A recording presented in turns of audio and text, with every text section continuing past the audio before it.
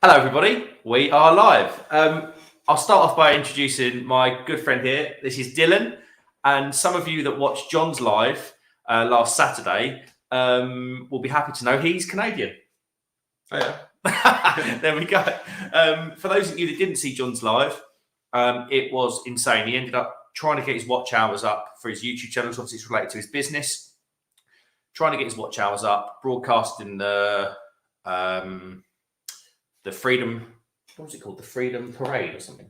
Something like that, yeah. It was to do with truckers in Canada having to have COVID mandates and stuff like that. And he ended up having over 3,000 people watching, and it ended up being a public service broadcast for the benefit of the Canadian people, which was insane. Hello, Luke John Frost, Up Captain Car Park. Hello, mate. I hope you're well.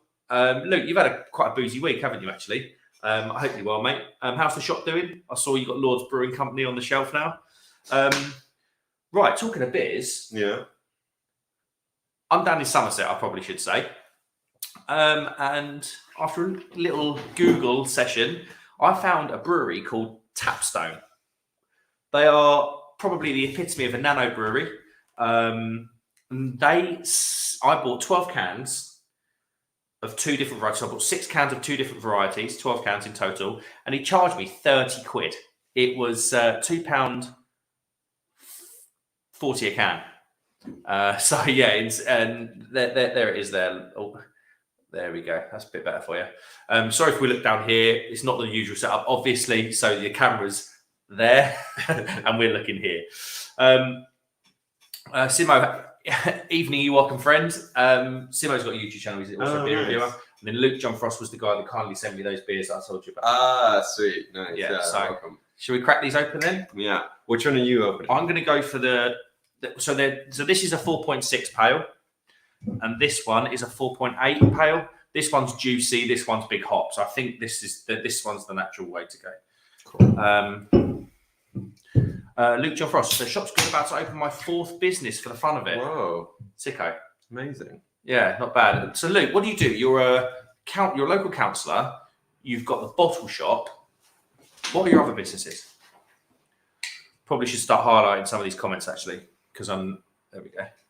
Right, let's go. £2.40 for a full 40 can of beer from a nano brewery in Somerset.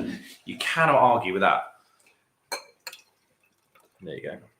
They don't only do cider down here, you know? Yeah, well, yeah, this is cider. This is the cider country, yeah. So, but yeah, look at that. £2.40 a can. Insane.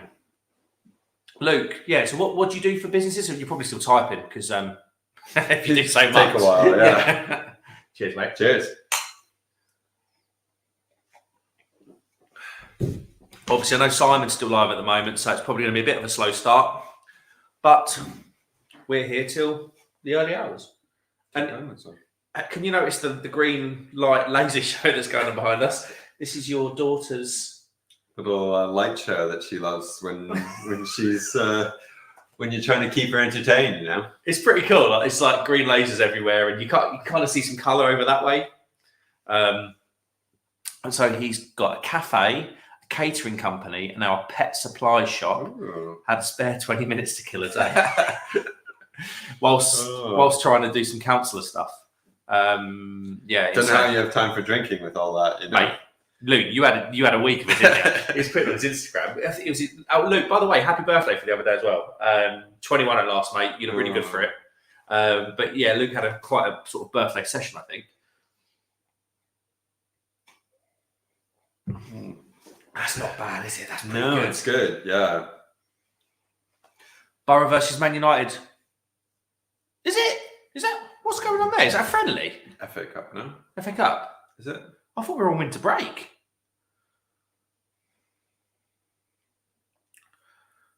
Let's have a look. Oh, it is FA Cup. 1-1. Ronaldo missed a penalty. Only 19 pints. So Luke's had a pretty chilled Thursday with 19 pints. Yeah, insane. Extra time. Hello to you guys that are kind of dropping in, get yourselves in the chat box and have a chat with us. Grab a beer. We've got a Tapstone. What is it? Juicy Pale at 4.6%, and it's blooming lovely. £2.40 a can.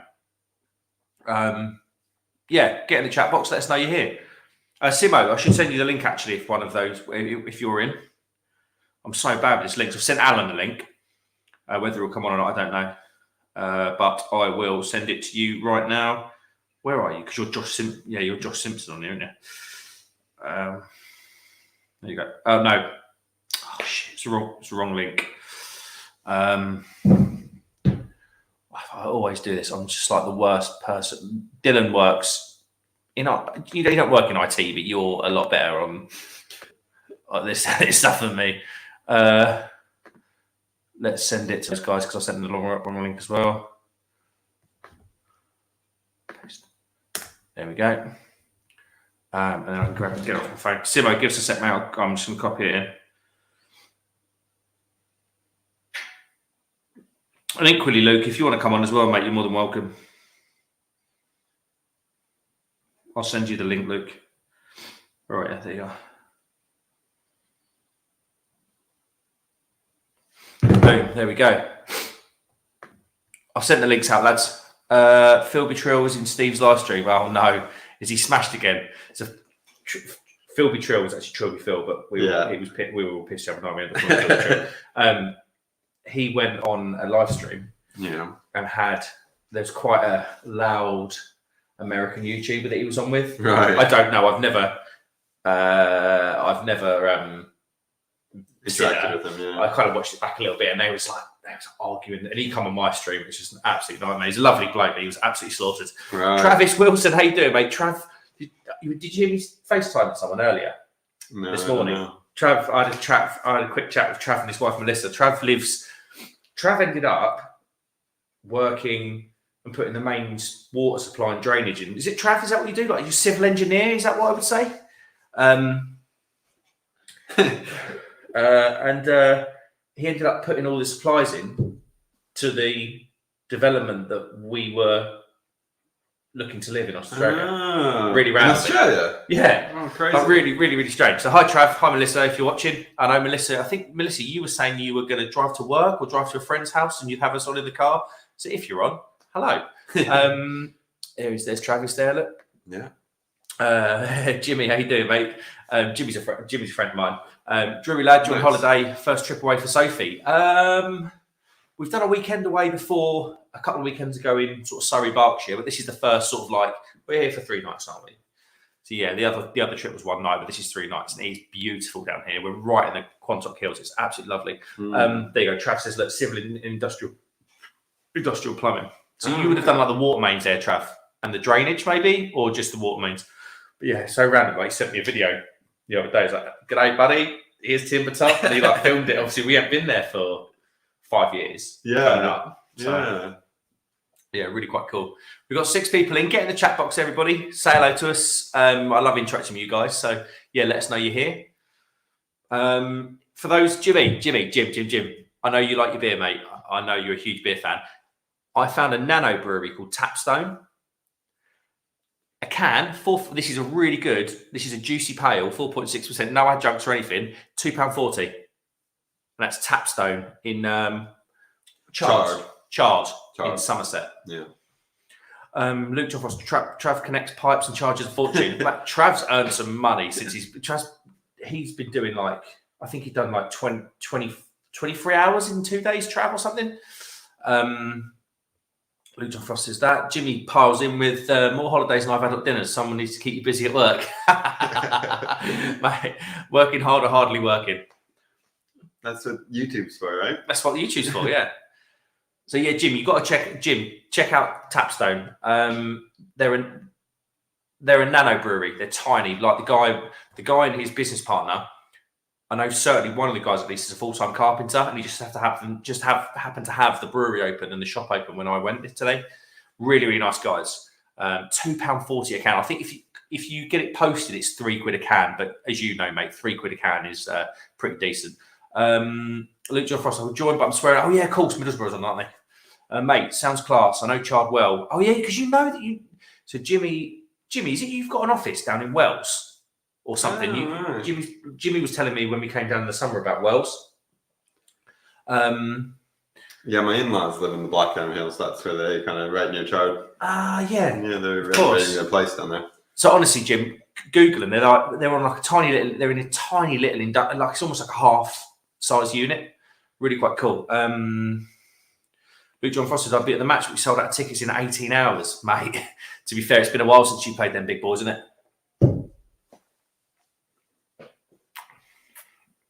Here you go. Look, Travis Wilson. He's on about $140 an hour. Melissa was driving to her cousin's birthday 2.5 hours away. The first week back, I did 62 hours in 4 days. Whoa, that's intense. And he had I know he had a good few beers after every shift. He's got this garage, and there's the beer out. I think the regional beer that he likes is Melbourne Bitter. Right. And he's just got a wall of like ready brown cans. It's pretty good. Yeah. Jimmy says, I used to, mate. The company does, but I'm in a different role. Oh. Are you? Because what were you doing before? You were doing some sort of like web development stuff. Winter Beer Reviews, Thomas. Hi everyone. Hello Thomas. How you do? Hope you're well, mate. Cheers to Friday.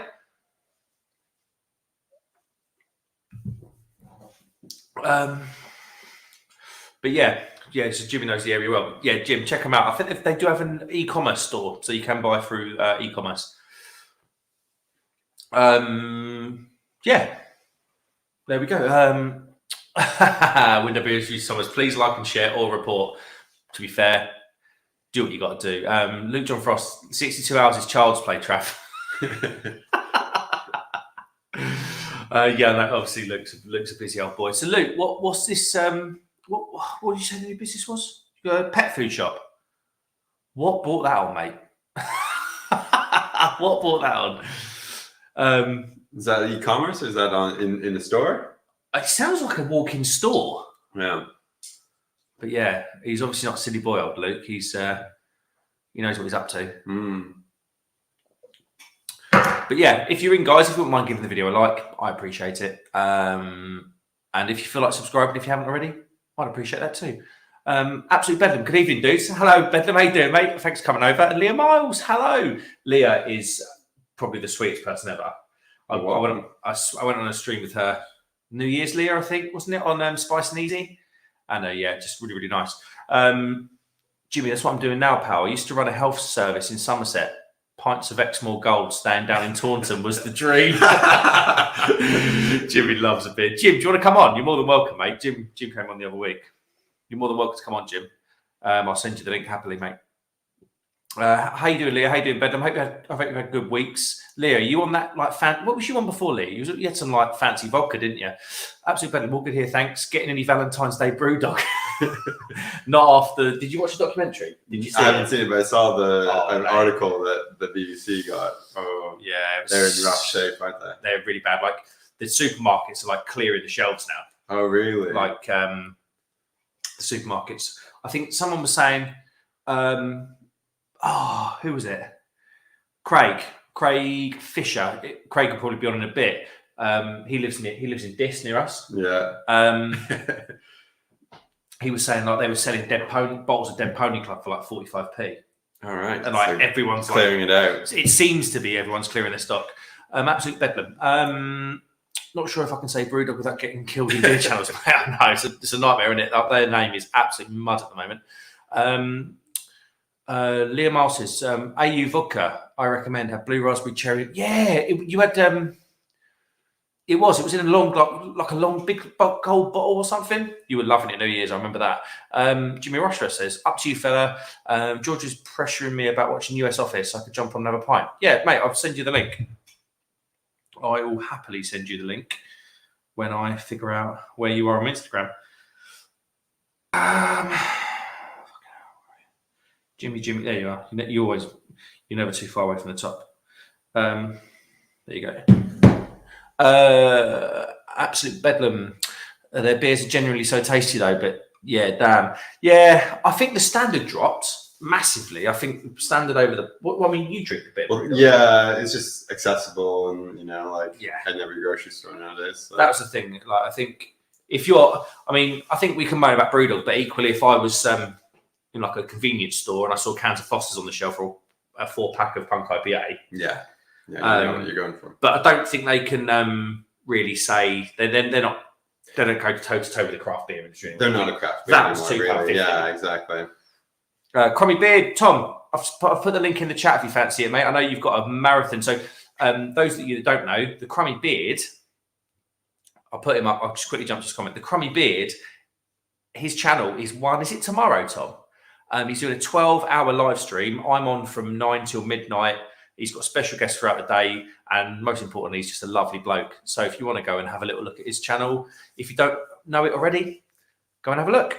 Luke John Frost says, I was drunk in the local and a dog walker came in and complained about the pet shop being only a few days. I was drunk and thought, why not? Ordered the pet supplies the same night and so far it's interest. Mate. One person interest, we're getting on it. That's a good opportunity. Right I hope you had a bloody big dog and he's going to buy lots of food off you, mate. Yeah. This is where you say you had a dash hound or something. Absolute bedlam. How the F do a beer company manage to get cancelled? It's a crazy world. Yeah, but he's like an owner that was very different from the other beer companies. Like his face was more Brewdog than kind of, a lot of the other. I mean, to think he was technically an equal partner with another guy called Mark Dicking. No one ever sees him. No. And to be fair, if like a lot of the stuff that they talked about in the documentary, like about the shares and stuff, it wasn't illegal. It was more like against the ethics. It wasn't very punky. It wasn't very how they kind of portrayed themselves. Like, so James Watt was like cancelling, or he's getting rid of. So obviously the Brewdog bars, they had like Lagunitas and Beavertown on. They got bought out by Heineken. Yeah. And he was like, yeah, we're fiercely independent and all the rest of it. So he said, right, as soon as Lagunitas got bought out, he got rid of them out of his bar. Same with Beavertown. But I think it was around the same time, Crummy will correct me because Crummy's already done a video on this. He had £500,000 tied up in Heineken shares. Right. And it was like, it was a bit funny. So yeah, it's a bit of a funny one. But in terms of being cancelled, I think if half the stuff's true about what he was doing on rooftops and stuff, I mean, we have to be careful because a lot of employees, a company like Brewdog's going to have a lot of ex-employees with like axes to grind. So we have to bear that in mind. Equally, we have to not treat it, not dismiss the accusations. Also, not treat humans like pieces of meat. Yeah, like that guy that got sacked. There was a marketing guy. He was like told he was doing really well at his job and just got relieved with that reason and stuff. I don't know. I mean, it's enough for me. It's enough for me to like totally turn my back on them. Crummy Beard, any good car parks today, mate? Yeah. So I happen to talk about car park pre-Christmas about getting a car parking space. And everyone now calls me car park Mark. So yeah, we had anything in Sidmouth. There was a very good car park in Sidmouth, loads of spaces, and it was it had no barriers, but it was like pay. You set up on your app, and then you just clicked leaving car park on your app. So it was no barriers, but it was like pay only what you use. Pretty impressive stuff. Jimmy says dreams. Oh, sorry, Jim, mate, you're down there. Permission for one of you to us. Hello, mate. How are you, man? You all right? Very well. So Jimmy, Dylan, Jimmy. Hey, yeah. Dylan, nice to meet you, mate. How are you? Yeah, good. Yourself? Yeah, man, I'm all good, thank you. How do you know Mark? My wife is close friends with his wife. Yeah. Ah, so your wife knows April. Yeah. And then how about Jimmy is best friends? Yeah. Yeah, well, I'll take best friend. Yeah, I'll take that. Jimmy is really good friends or best friends with April's cousin James. Oh, okay. Cool. And I met Jimmy originally through like playing Call of Duty in lockdown. Yeah. What you got there, Jim? Mate, I'm on a lovely beer today. So I had a new delivery this week from Bristol Beer Factory, and I'm on their white stout, which is pretty good. White stout. So I've had like 3 or 4 white stouts now, and a couple have been incredible. And I had one at a steak restaurant in London the other week out with Ross and some of our mates from home, and it was awful. And I was like, I can have a white stout again. Small batch? No, so I've had a really nice one from Sussex Small Batch, but this one was from So it was brewed for Blacklock, but I don't remember who brewed it. It was a brewery that I knew. I can't remember. So Blacklock's a big steak restaurant in London, but it was awful. And I was like, I can't do another of these, but this is quite good, to be fair. Yeah, oh, that's decent, mate. We're on. Did you hear me talking about this? I did, mate. Yeah, sounds pretty interesting. Nano Brewery. They're probably say part-time brewers, but obviously they do it commercially. £2.40 if you walk in and buy it yourself. It's insane. So was it on Chard Market or something, or were they? No, it was a little industrial unit. It was hard to find. It was like down a back alley. Yeah, it was on. Were you knocking about in a tiny little village in Somerset, walking down back alleys and in industrial estates? That is the most you thing I've ever heard. Stuff, mate. That's why it was £2.40. You don't know what else he did when he went in the shop. Exactly. He got discount, I bet. Extra. All I'm going to say is it was a £6 full price. Yeah. Travis says Mark, who Bruce Foster's in the UK, is probably someone like Carlsberg or Carling. I think it's probably going to come from Burton somewhere. If someone wants to find out, that would be awesome. Luke John Frost is car crash tomorrow for Crumb. I think he's just bang on it. And he'll have it absolutely sorted. I've been looking forward. I don't know what he's obviously going to drink beer. But I know Crummy gets a little bit jaded after about 5 hours on the sesh. How's the weekend away going, mate? Yeah, really good. Got here yesterday about 4. Yeah. Pretty straightforward drive. Yeah, right? straightforward drive. Yeah. We went to Sidmouth today on the south coast. It was lovely. Chris says, Luke, how's your mate? Absolute bedlam. Definitely accessible. 100% agree. It's a tricky one. I have to get you on an episode later this year and we can have a chat about them and your favourite beer comes. Yeah, mate, absolute bedlam. Well up for that, mate. Just I'm on Instagram. It's marks.beer.reviews. The other one got hacked. It's still live for some reason. Yeah, it'll be in the description, mate. He says... Every time I try and message you on Instagram now, I never know which one to message. Oh, so annoying. I just wish they'd get rid of it. Absolutely. I've got Scotland Wanderer in a few months. Decent. Very, very good. Who else have you had on, mate? Chris, Mark, have you tried my beer yet? Slager. Is that the slag lager or whatever you said it was? I haven't, mate. Luke John, I hate pets, to be fair, Mark, but I have units in an indoor market to fill, so it's a bit of a win-win. Oh, yeah, nice. Fair play. Yeah, you'd rather make a quid rather than lose money, that's for sure. Luke John Frost is out. Crystal, good pal. Crummy says, have a bit of faith, Luke. It's not going to be a car crash. No, you'll have it sorted, Crumb. I know you will, mate. We'll probably get beat United are terrible. All the big guns are playing. 15 minutes left for penalties. Mate, United, I don't know what the hell's going on with them. You don't support United, do you, Jim? No, mate. I'm a Leeds fan, so us and Are United you? don't get on that well. Yeah, man. I never ever do that. That's really, really random. Yeah, my dad is Yorkshire through and through. He walks around in t-shirts that say like the Yorkshire Regiment and Yorkshire till I die, and big white rose on the front. Yeah, big white marching on together and a picture of a fist on the front of it and stuff. Like, yeah. So I didn't have a lot of choice growing up. And to be fair, when I was 8, being a Leeds fan was fun because I got to watch us play AC Milan and all of that kind of stuff. There was my teenage years were pretty depressing. So it's all good now, though. I'm a Charlton fan, so it's always been depressing for me. Yeah, I know. You peaked with Matt Holland in 2001. Yeah, that's about as good as it got. Been crying ever since. Chris says, Man United are shite, Luke, mate. Come on, Chelsea. Come on, Borough, mate. Knock them out. Come on. Absolute Lessons says, Jimmy, I can't find your YouTube channel to drop you a sub, dude. So, absolute bedlam. I don't really have a YouTube. I joined a live stream of Mark's 2 weeks ago to partially because I was drunk and I came on to moan at him and just like try and tear him a new one, and also because I love beer. So, like, yeah, I don't really have a new YouTube channel. I use Untapped a lot. I drink a lot, probably more than my girlfriend would like. That's about it. So yeah, I think that's probably a sentiment that a lot of the women, a lot of the girlfriends think, mate. Luke John Frost, as a Borough fan, we religiously can't support Chelsea. They can't get us relegated, and we think we won't forget. Oh, I didn't know that. It's kind of Charlton with Norwich, but obviously I now live near Norwich, which is a bit of a weird one. Chris says, Mark, I thought I'd pop in and say, I'm not staying, mate. Enjoy your night. Big up the slags. Take care, Chris. I hope you have a good weekend, mate. Luke John Frost says, big slagers. Absolute Bedlam. Who else have I had on? I've just had the singer of Wheatus. Oh, No the dream. way. That would be the That's dream.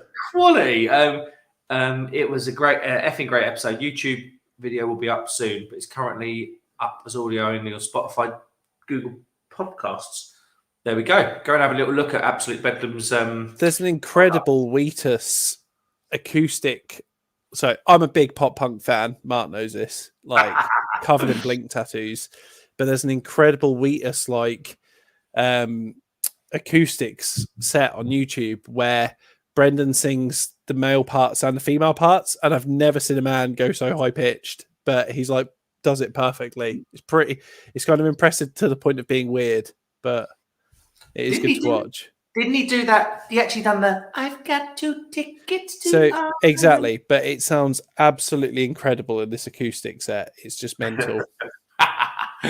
Quality. Chris, right? He says, "I'm 100% leaving now. No comment on Leeds United. No comment on that lot." We're not everyone's best friends, mate. Luke John Frost says, "I have them same shirts." Oh, what have I missed? I'm used to. Sorry. Yes, mate. The acoustic cover, acoustic Bedlam was loving it. It is good, man. He knows. Drury lad, what kind of music do you listen to? I don't think I've ever heard you talk about music. You talk about beer and cars. Honestly, mate, if I'm entirely honest, I listen to modern country. What? Oh God, I can't even remember. It's not Carrie Underwood, is it? And stuff like that. No. It's more people like Morgan Wallen, Luke Combs.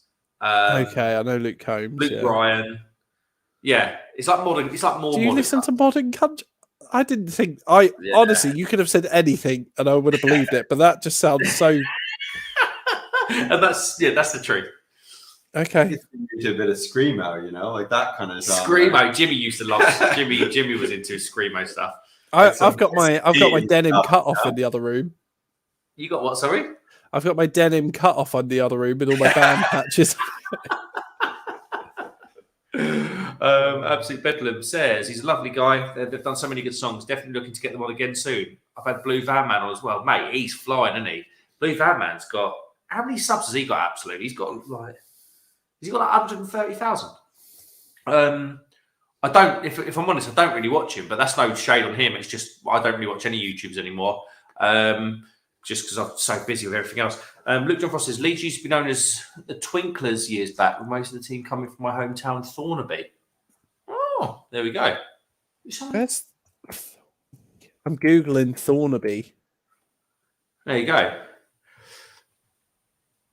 Oh, there is someone in the kitchen. I've sort of heard this noise. It sounds like fire popping and crackling. Luke John Frost, Old Red by Blake is decent. Is that Blake Shelton?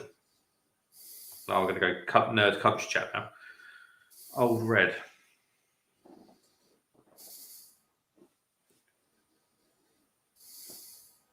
Is that? I think it's Catherine. Oh, I can hear like someone breathing. Absolute Bedlam says, love a bit of denim, never double denim though. BDM is currently 125k. Yeah. Thoughts on the chicken Big Mac? It's a thing now. Really? Yeah. It's like it used to be a hack, didn't it? I think you had to like order 2 McChicken sandwiches without bun and stuff, and then like a Big Mac, and then make it yourself. Yeah. I don't know, mate. I did see someone put on Instagram. It's dry, like dry. So yeah, probably not a fan of that. Who is that? Is that the cat? Yeah. Honestly, it sounds like some sort of snake hissing. Mate, you sound paranoid. Well, because you can't see, but behind he's out of Norwich, so he's a bit, agitated. And any noise beyond like 10 p.m. in Halston is weird, unless it's Mark steaming out the cap. Yeah. Oi! John Frost says better than Mark googling me. Yeah, because Luke was like, I'm a counsellor, and I was like, okay. So I googled him, and yeah, sure enough, he's a counsellor in Stockton. Yep, Blake Shelton, he's decent, mate. To be fair, Absolute Bedlam says, was that Gordon Ramsay? Ha! It's fucking dry and raw. I love Gordon Ramsay. He's probably like, if you kind of had to pick 3 people for a dinner, I'd pick one of them would be Gordon Ramsay. Really? You wouldn't want to cook for him, I though. love him. Huh? You wouldn't want to cook for him. You're never going to impress him, mate.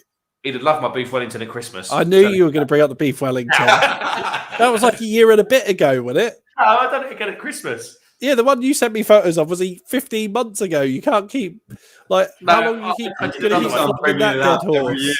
Yeah. I'm a bees on toast man. The other 360 days a year. Oliver 88, Mark boy, how you but? I'm good, mate. Thank you. Oliver, I think Ollie, do you live in Trouse?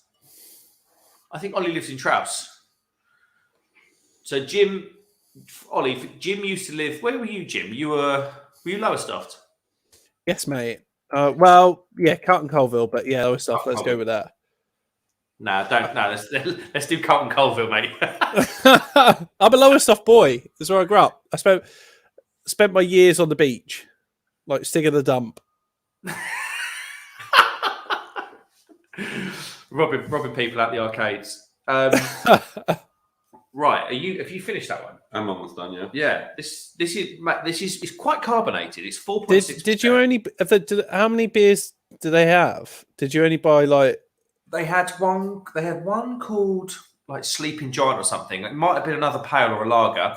But I mentioned about YouTube, and he was like, no. He was like, if you're going on YouTube.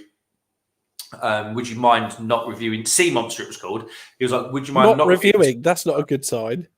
No, because he said we've redone the recipe and the new Sea Monster is way better. And I was like, mate, I don't mind that at all. I was like, he's only small. Do you know what I mean? No, I get that. So how many beers have they got out? Just a couple. So they literally had 2 on can now, which suggests that when they can it, they sell it. Yeah, because they weren't holding stock, which was pretty cool. Absolute bedlam. Beans on toast, pasta bakes and Tesco meal deals is currently my diet when the girlfriend doesn't cook. I'm pathetic. Haha. I want to get better though. Mate, to be fair, Tesco meal deals every day. Are you a one-trick pony with your beef Wellington then? Is that what you're saying? Oh yeah, to be honest, mate. There's nothing else to write home about really. To his credit, when he's you and Jacob, another of our mates from home, both made the same beef Wellington recipe at Christmas, and they both looked incredible. Yeah, you did smash it out of the park. I leveled up this year though, Jim. I just had it down to a T. Ollie 88 says, just bought in Heatherset and moved in a fortnight ago. Congratulations, Ollie. Yeah, congrats, man. Hope you're settling in. Heatherset. That's it's not far away. It's near Norwich, isn't it? It's like South side of Norwich, Heatherset. Yeah, it's right near Jacob. It's Wyndham Way, isn't it? Wyndham Way, that's it. Yeah, you're not too far from like Lotus and that. Oh, and Broad is nice. He's talking the truth. Commodore. See that? Jack Bandit, here comes trouble. Hello, Jack. How you doing, mate? Thanks for coming in. Absolute bedlam. Thoughts on Robbie Knox Bin Day Brewing? I haven't had any of it. Yeah, I haven't had any of it. I think can't have many thoughts. No, I think what he's doing with the YouTube stuff's good. But yeah, haven't had any of it. I heard it was really expensive. He done that Bin Day IPA, didn't he, with that brewery from Grimsby? I heard it was dreadfully expensive, so I haven't got involved. And talking of big breweries on YouTube, is John from Lords Brewing. Hello, Cockwombles. So for those of you that don't know, John, get in the comments and just let me know if I'm talking out of turn here, mate. So we might have to fact check this with John. But John's got Lords Brewing, and Lords has released a beer kind of side range called Sleeper. And Sleeper's going to be more sort of, John said like risky brews, but I think so basically the first beer under Sleeper, he's got Sleeper Lager and Sleeper Pilsner, but Sleeper Lager launched last Friday in Huddersfield. I went up to see John in Huddersfield for a few bevies. And Sleeper Lager was decent. Sleeper Lager has been done by Lords to kind of go up against things like Foster's and Carlsberg. And it was great because even the people that weren't in our group weren't walking away from the bar with cans of Peroni or Foster's. It was glasses of Sleeper Lager. Really quite cool. Oliver 88, Alton Broad is nice. Absolutely bedlam. Actually, to my credit, I do a good spag bowl, mate. I could live on spag bowl. Spag bowl's good in there. Yeah. What are you like in the kitchen? You're quite good, aren't you? I'm all right. Like I have my meals that I kind of go to. You know, I do a lot of stews actually, like a good kind of British stew, mate. Yeah, stews. Sorry.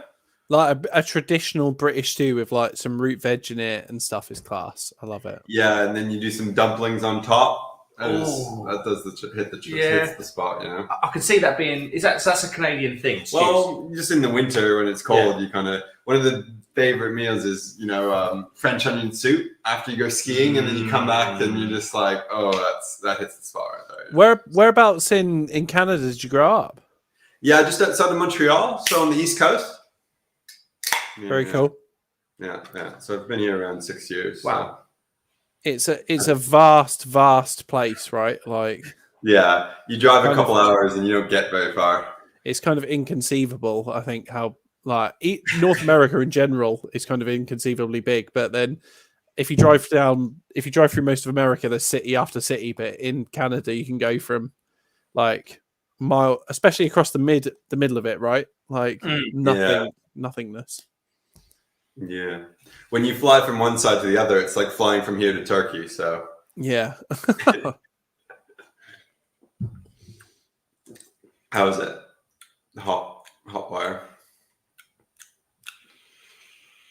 Not as big and hoppy as it probably should be. With big right. hop. So it's not as much punchy flavors. No, it's not a whole lot. Not sort of those resinous hot flavors. I thought I'd get that out of it, but I didn't.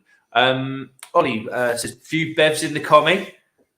Mate, the Commodore in summer with a sunset over the marina is like one of the best pub experiences you can have. It's class.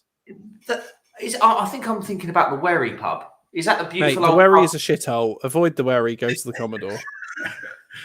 There we go. If you're living around Lowestoft, the Wherry's a Toby Carvery now. It's not a pub.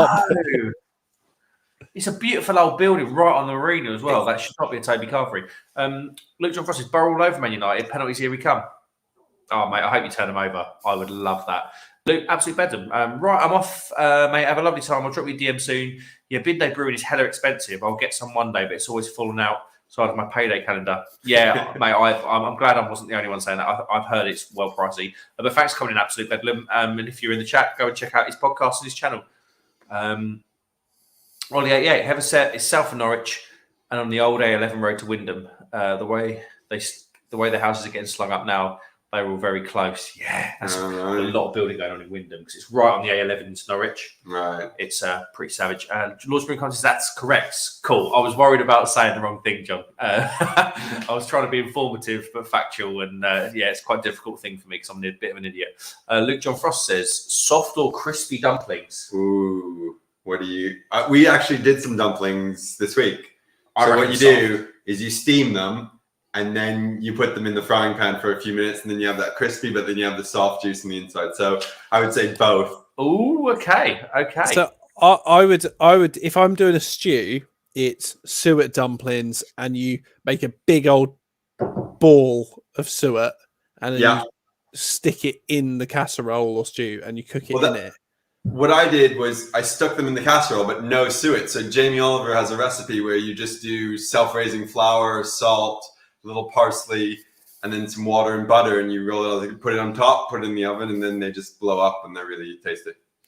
Sounds very nice. What? Jack Howard's in the chat, is he? Where is he? I didn't see Jack. Oh, has he got? Oh, there he is. Sorry, I haven't got to him yet. Luke says, "Hey up, John, you big bearded beast, you." Lords Brewing says, "Who are the new people in the chat, Mark? I missed the beginning." The new people in the chat, absolute bedlam. He's got a podcast. I think he's British. Chris, we know Chris from other streams. He's a good old boy. Luke John Frost, obviously. Is that your country coming out? Good old boy. Good old boy. Jimmy Rushworth, Jimmy Rushworth 92. That's Jimmy on the chat now. John, he's a massive beer head. I must get him to get put in an order soon to the Lords Brewing Company. But yeah, no one too crazy. Jack Bandit says, love me some Canada. Spent my 30th up in Banff. Oh. That'd be cool. Skiing, right? Banff skiing. Must be. Yeah. Got to be skiing. Great place. Jack Howard, that's not a question. Who the feck has crispy dumplings? I've never had a crispy dumpling, I have to say, but I don't. Yeah, I'm not entirely sure that's even a thing, is it? Soup dumplings, that's what you need to go for. Those are the real deal. There we go. The guy knows. Luke, spend some time in Asia. You'll see. Oh, okay. Ooh. Someone's travelled. I've not really done Asia. I've done Qatar for 24 hours. That's only because I had to, because our plane got crap. It's a sandstorm. Honestly, it was absolutely. I'm not being funny. It was a dump. Luke John Frost. People not in your chat, John. Just saying. Ooh, Luke John Frost throwing some sass around the place. Hi, Luke. Hi, Uncle Bandit. Luke John Frost says, "Go away, Jack." Luke John Frost. Hard dumplings. It's the bomb. It's the bomb. There you go. See? So it's not really something I've been exposed to. Tom Stocks, hey up. Hello, Tom Stocks. I hope you're well, mate. How's the stock market been for you? It's been a bit rough in it recently, especially crypto. Jack Howard, Lords Brewing. Hi, Jack Howard. How are you, bud? Jack's had a bit of a rough time at the moment. I hope you're well, Jack, if you're watching, mate. I see Jack Bandit and Arse Bandit are in the chat. I can't have two Jacks. Who's changing their name? A Lords Brewing company, Tom Stocks, interesting fire after the Feds got involved. What happened there? Oh, was that the Canadian protest? Luke John says, "Hey up." John says, Department of Justice. Is that a Canadian thing? No, American. I like flies on poo. Tom Stocks, a dry Friday night, no booze. Oh, what? Come on, mate.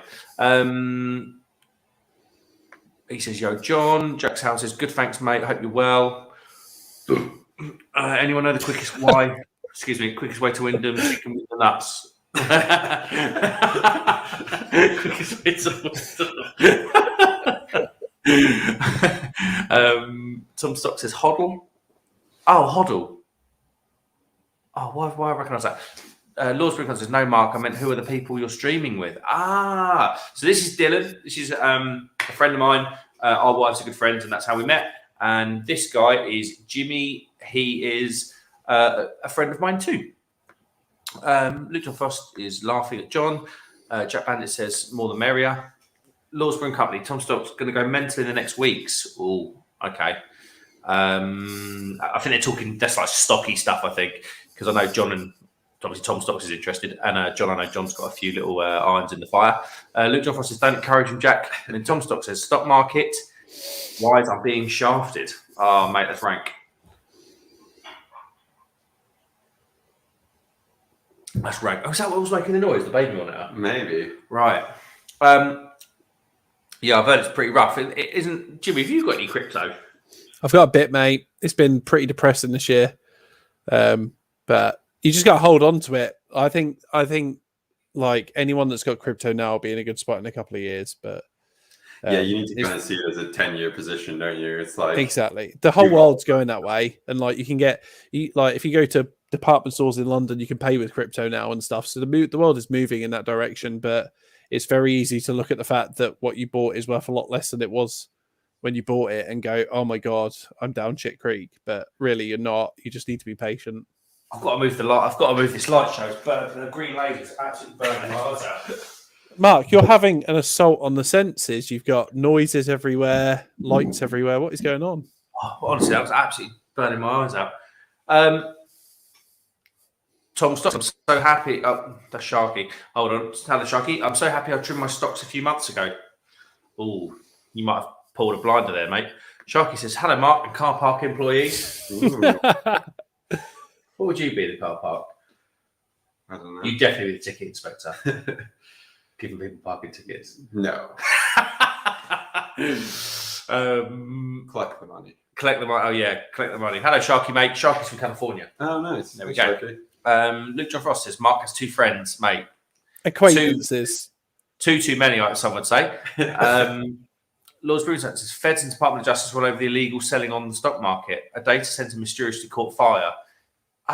It's linked with big companies like Citadel who may have evidence against them. Oh, that's interesting. It's going to get pretty rank out there, and it's probably quite cutthroat. Okay. John, I've just seen John's message. Jack Howard, why does John seem so surprised slash annoyed Mark has other friends. Oh. Well, me and John did share a beer together last week in Huddersfield, and I saw you drove up, mate. That was a big commitment. Was that after Yeah. work you drove up? yeah, I finished work at 2. I got on the road at about 15:15. I was still dusty. I had to get a shower at my brother-in-law's, not brother-in-law, cousin-in-law, I suppose it was, you would say, his place. And we went out and met John and the team, met Mike and the brewing team. Is it Steve? I always forget the other guy's name. That's not me being rude. It's my memory is shockingly bad. Did you stay up there then and then drive back down? So it worked out my wife's brother-in-law. So he's my brother. He's my brother-in-law. It's just so weird. It's like marriages, remarriages. He lives in or near Wakefield, which is about 20 minutes from Huddersfield. So it worked out quite well. I went in his Tesla, and that was just like another level insane. First time in a Tesla, that was insane. John's laughing at Jack Howard, probably because he's seen that Jack Howard's going bald at the age of 28.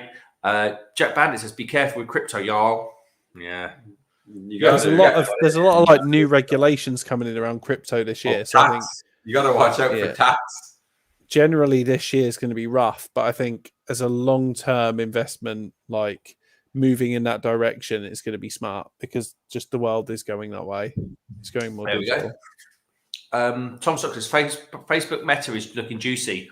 Did not hit its earnings and dropped by 20%, but think long-term Meta will be great because of VR investment. Mm-hmm. Did you see that also PayPal dropped by like 25% because they had like 4.5 million fictitious accounts? So their stock just dropped from like by massive amounts. Crazy. I'm too like scatty to even get into stocks and shares. Thomas McCarthy says, like and share. If you wouldn't mind, that would be lovely. If you'd like bang us a subscribe as well, that'd be lovely. What happened to my voice there? Did you hear that? That'd be lovely. John Frost says he hates penalties. Mate, keep us updated on what's going on. Jack Howard, family sure do get complicated in Norfolk, Kmart. Well, yeah, because your uncles, your brother, your dad, and your grandfather are all in one. It's simpler in some ways. Yeah, you'd think it'd be easier to know. Anyone's fair game, hey, Mark. Your sister and your wife are the same thing, man. Yeah. John from Lords says at the moment, so I know John's got some shares in AMC, the American cinema company. At the moment, the AMC shares, we reckon it's been shorted with naked shorts, fake shares. There is around 21 times the shares that should exist. Citadel and other hedges are screwed. All right. What does that? Where does that leave you, John? Do they just like? I mean, how do the fake shares work? I presume that your shares that are technically real shares have precedent over the fake ones, and eventually the fake ones will fall off. I don't know. I don't know enough about it. It seems a bit weird that you can just make fake shares. Well, surely that just leaves the company to go bust because it can't fulfill its financial commitments. Jack Howard, he's my cousin or brother. Feck knows both of them probably. It's a bit like that, mate. Tom Stock says, don't look at your portfolio every day. It'll drive you insane. 5-4 Borough penalty so far. Oh, please knock United out. So what's everybody drinking? I'm currently drinking a Tapstone Hopwire. A big. Is that the other one you got from them? Yeah, I mean, to be fair, I haven't really. I need to go get another beer, to be fair. Give me a sec. It's hoppy on the nose, isn't it? Yeah, hoppy on the nose.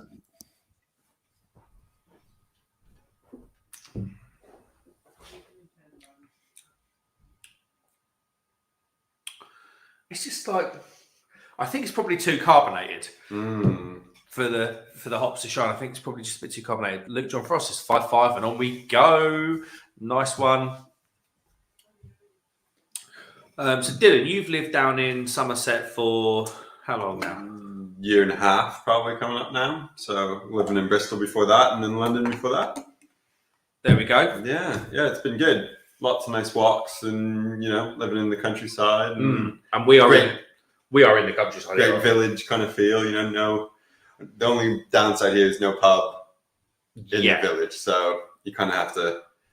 Got a great brews like this and pick up some beers. Yeah, it's a good excuse to drive out. Yeah, it's beautiful around here. So we're in. Well, we won't say the village name but we're in a tiny little village, not far from Taunton. Yeah. or kind of between Taunton and Bridgewater. Yeah, just in between both. And it's like, honestly, the house we're in now, it's like, was it an old rectory? Yeah, so it was built in like the 1600s and kind of split into 3 properties and then kind of, extended on. So it's been... Oh, there's some good sentiment. Oh, nice. There we go.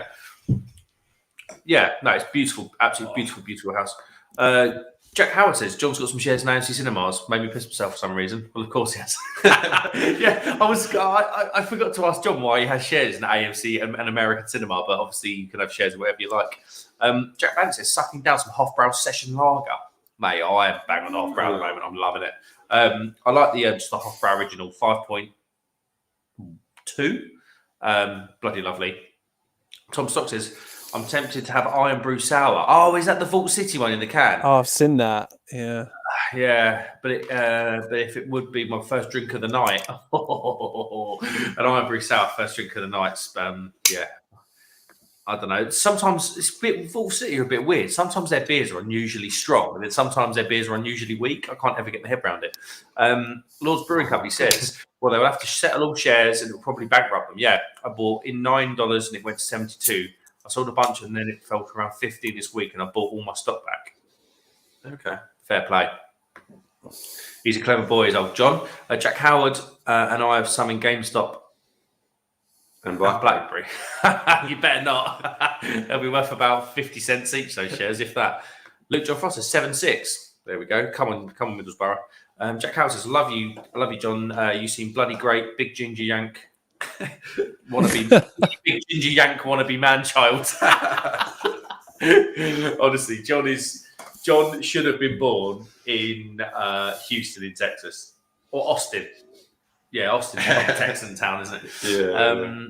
Tom Stock says, if you want to play it a bit safe, just do S&P 500. What's that? It's like the top 500 companies in America, okay. And then you invest in just the big guys. So the stocks aren't too volatile for those guys. And they just change. So if you're not in the top 500, you drop, and then other companies come in. So it's more the market. So if the stock market's doing well, it goes up. If it doesn't, it goes down. Honestly, Tom, I would probably put my shares in Microsoft. Then it would come out that Bill Gates. Matt, do you own shares? I thought you'd be all over, like whether it's crypto or some kind of shareholding. I don't have the time, mate. Like, I just don't have the time. He doesn't have any money. He just spends it all, Yeah, that's it. This is true. You do buy a lot of beer and a lot of stuff for cars. Yeah, I do. Yeah, generally speaking, all my. You put your money in cars, exactly. Mark played about 2 rounds of golf last year and bought a whole new wardrobe and a new set of clubs, I think. Honestly, I hit really well down the driving range one time, and I was like, right, I just need a new £500 set of irons. But I do have investments, but they're of the 4-wheel kind. So, I do have investments, but they're not so much stocks and shares. Jack Howard, that's me. Yeah, he loves it. Luke John Frost is 7-7. Lords Brewing, S&P 500 is at the lowest it's ever been for a long, long time.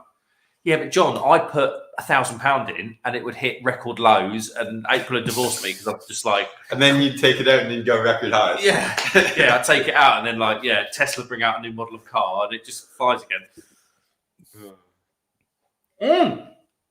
Oh. Hold on. The Middlesbrough done it. I can just hear, when Gerrard scored that goal at Anfield at the Cop End. Yeah. Continue beauty. Hold on, have they done it? They've done it. Really? Oh, crazy. What about the lineups? Mate, it's all the big names. Henderson in goal. Obviously, he was Sheffield United, had a good season. Dello, Varane, Maguire, Shaw in defence. Pogba, McTominay in midfield. Really? Rashford, Fernandes, Sancho, and then Ronaldo. Jeez. Fair play. Have they done it? Who scored the winning penalty? I don't know. Tom Stock says my best gain is 382%. Worst loss is 92 and still holding. Well, that's better. At least that's sort of that way around. Lords Brewing Company. I find crypto a good way to lose money. SEC want to regulate it, but will mean that likely retail will lose out. Big money does not like the amount of money retail are making. Yeah. I do. So this year's a big year with crypto. There's a lot more regulation coming into it because There has to be, because the all, money. all the big banks and then anyone that's and there's so many crypto now that is so dependent on different currencies and stuff. But they're also coming out with loads of governments are coming out with stable coins to kind of exactly. Like it feels like big banks have finally gone right. This intimidates us a little bit, but I think eventually it will all pay off because like the world is MasterCard has put money into MasterCard, Visa, all the big banks have all invested in crypto in terms of its own ways, whether it be hiring heads of crypto or putting money behind it and kind of putting products behind it. So I think it's definitely the DeFi is the way it's that like middle ground over the next 5 years that's going to be kind of important. Yeah. Beer? Honestly, well, I just don't know. I just don't understand financial chat. Dylan is a lot cleverer than I am. Why work in finance? Yeah, Dylan works in finance. That's fair. Travis Wilson is knocked out 8-7. Yeah, goodbye Man United. Travis, a West Ham fan, all the way out in Melbourne. Jack Howard says, Luke, you had the perfect opportunity for a great wind-up and didn't take it, mate. Oh, follows up with schoolboy ever. Tom Stock says, both penny stocks. Do they still exist, penny stocks? They must do. Like it sort of seems like a movie thing out of Wolf of Wall Street. Luke John Foss says, boom, see you later, Man United, you bunch of slags. John says, Tom, not bad at all. Travis says, United knocked out of FA Cup. Yeah, see you later, United. Luke John Frost says, sorry, Jack, more drink to celebrate now.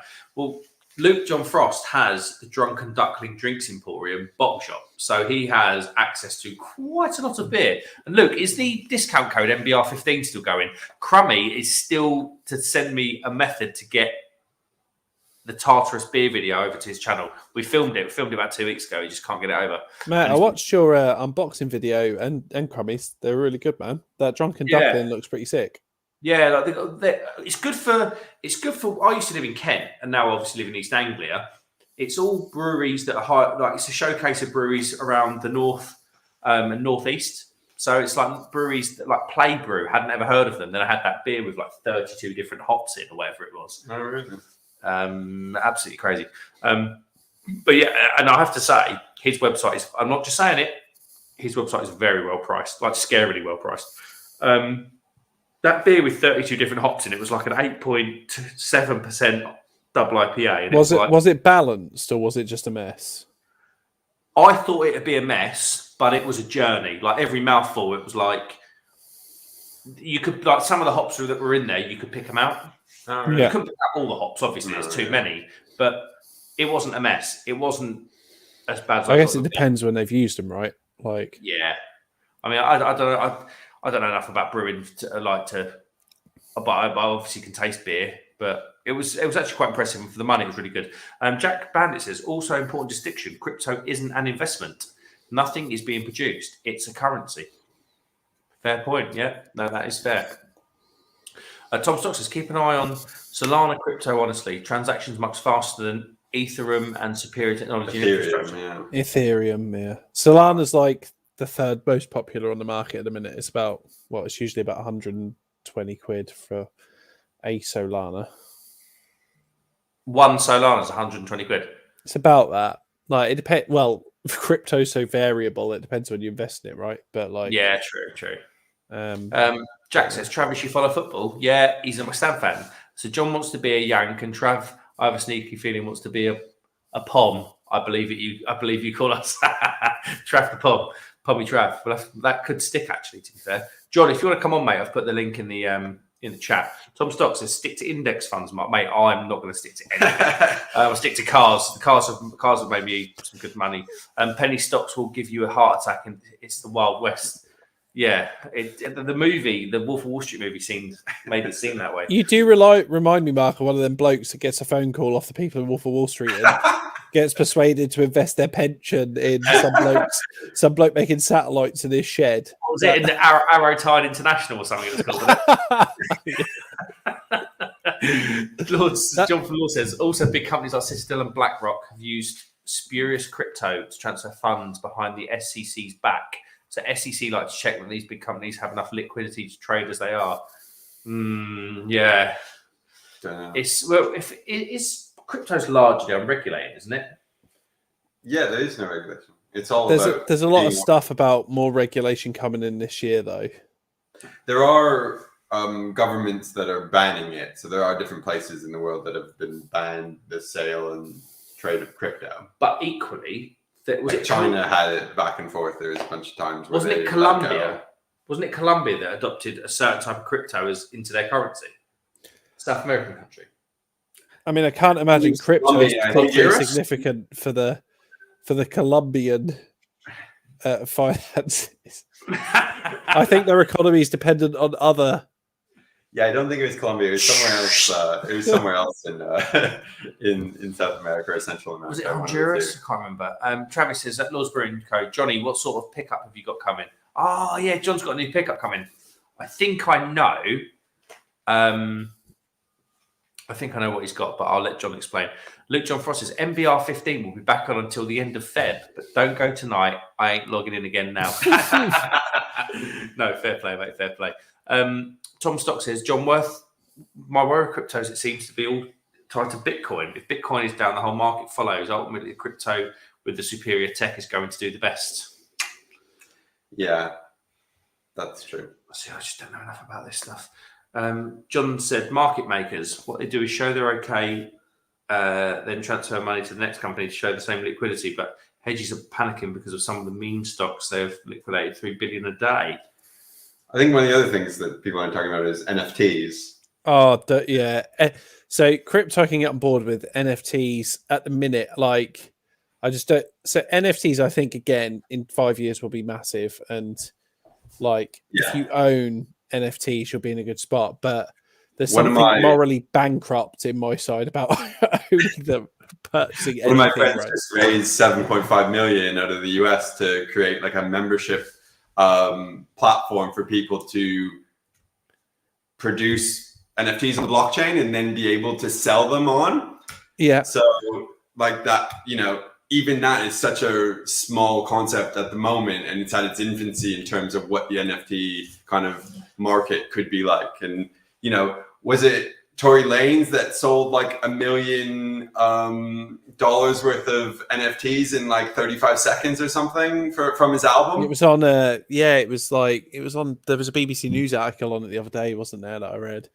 Like, it's the kind of whole concept of NFTs, I think, is really foreign because it blurs. It gets to the point where there's ideas that so you can create like a virtual. So obviously, crypto and NFTs exist in a virtual world. So there's literally like secondary worlds where you can kind of visualize in reality, and then you can have a falsified deeds to a property in a virtual world, and NFTs, isn't it? Yeah, like virtual mortgages and virtual images and on walls. And, the whole concept of it is very weird. So you could walk around someone's virtual house and view their virtual artwork that they own, which are NFTs that they've purchased in the real world. Is this a thing? Yeah, is it called Crypto Land? What's that? I can't remember. It sounds like Minecraft. But it is a virtual living experience that people are kind of creating. It kind of reminds me of WALL-E, and I feel like the human race is going the way of the big fat slobs that end up in like those floating wheelchairs in WALL-E. I think the ironic thing is, Jimmy, right now you're on webcam with a big fat slob. So Tom Stocks 70 quid in it, bargain. Jack Howard says, can you see Trav with a little cup of tea and a scone with cream? in like 37 degree superhuman heat. John says in crypto caused a massive price drop. John says, I'm in bed. Never stopped before, John. Tom Stocks laughing. Jack Howard says, yesterday in Bath, today in bed. Thought you of doing OnlyFans, John. John, were you in Bath? Must be the town because he can't go in the normal bath because he stunk last Friday. No, he didn't. He was a good old boy. Whip says El Salvador with Bitcoin. Oh, is it El Salvador? Yeah, Central El Salvador. America, It's like isn't it one of the murder capitals of the world? They've got nothing to lose. Travis says Wild Track is good, but the Raptor is better. Yeah, but the Raps are mega money, though, aren't they? Scary money. Tom Stock says electrical vehicle stocks long term Good shout, in my opinion. Anything VR related, vegan related. Yeah. I heard that Ford F-150 is coming out with an electric truck this year. Anything renewable energy is going to be good, I think, long term. Mate, I went in that Tesla. Yeah, you were impressed. Oh my god, it was scary. I'm on the fence with Elon and Tesla. Like, mate, I'm telling you now, that Tesla was incredible. It was the future. I think he's the biggest risk to Tesla. Like, oh yeah, because he's a nutter. He just wiped. Didn't he wipe like 1.5 billion off their stock the other week with a tweet? It's not run like a business. It's run like a country with a dictator who's some loon who has all these bad ideas. Like, but I think generally, like, renewable energy is the sound investment because there's going to be so much pressure on governments to go that way, and then any company that's ahead of the game is going to benefit. I think one of the things you need to admire about him is he was a frontier when not as many people were doing it, and Tesla. I view him like I view Brewdog. Really? Ooh. Yeah.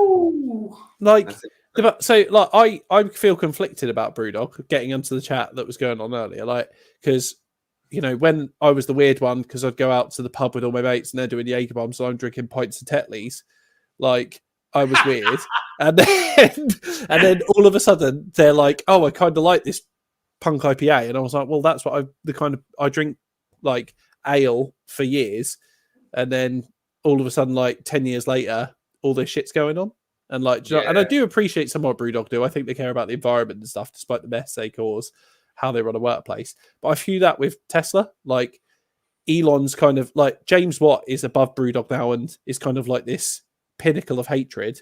And Elon's kind of gone a bit of the other way. Like, I think he's taking a bit of actually what is good about Tesla away from them, which is that they're innovative and they try new things and that they'll strive to make the best product they can, which is great for the environment. Do you think that doesn't come from him though, come from the top in terms of his vision for the company and the way that he leads it downwards? He's a bit erratic, but aren't most visionaries and people who kind of think outside the box are? Exactly. I think genius so close together. It's insane. And genius. Yeah. I think it's the point. It's the point at which it's like, if he ever stepped away, I think Tesla might be more stable and they might push on now at the point where they are if he stepped away from it. But, I don't think he would ever do that because I think his ego's too big. And like, I feel like he's branched out so far from the idea of electric cars to all the stuff that he does now. Like, tunnels tunneling under San Francisco and stuff. Is it San Fran or LA? I can't remember what he's trying to do. Yeah, like he's absolutely potty. Let's get it right. Tom Stocks says 99% of NFTs will fail long term. So as long as you see it as money that could go to zero, if holding long term. Yeah, fair play. Craig Fisher, hello mate. Craig is from Diss, which is a town very, very close to me. Hope you're well, Craig. Started brewing his own beer recently, and I think he's had some quite good results. John from Lords says, Travis, the Raptors won't carry 1.1 tonne, so isn't classed as a commercial vehicle in the UK, so company car tax will be mental on them. There we go. Tom Stock says, gaming crypto looks good. I talked about Axie last year when it was $5. Some of these art NFTs are randomly generated images, pieces of muck. Lords Brewing, John says, Tom, anything with pictures of cats, if I like pictures of cats. We've got a very pretty cat right here. Yeah. Do you know? Do you want some more food, do you? Yeah, I think she's probably hungry. Travis Wilson says, Jack Howard, you cheeky tea and scones. It's more like beer and ribs for me, mate. Honestly, Travis's grill gets a proper workout. Tom Stock says, if Tesla ever drops to 400, 500 again, I'm loading up. I think they're the future, mate. Like, not that I'm anything to do with stocks and shares, because just don't listen to me. You lose a lot of money. Grilling and Chilling with Mojo says, hey there, Mark. Hello, Mojo. I hope you're well, mate. Mojo cooks up an absolute storm most weekend mornings on his channel.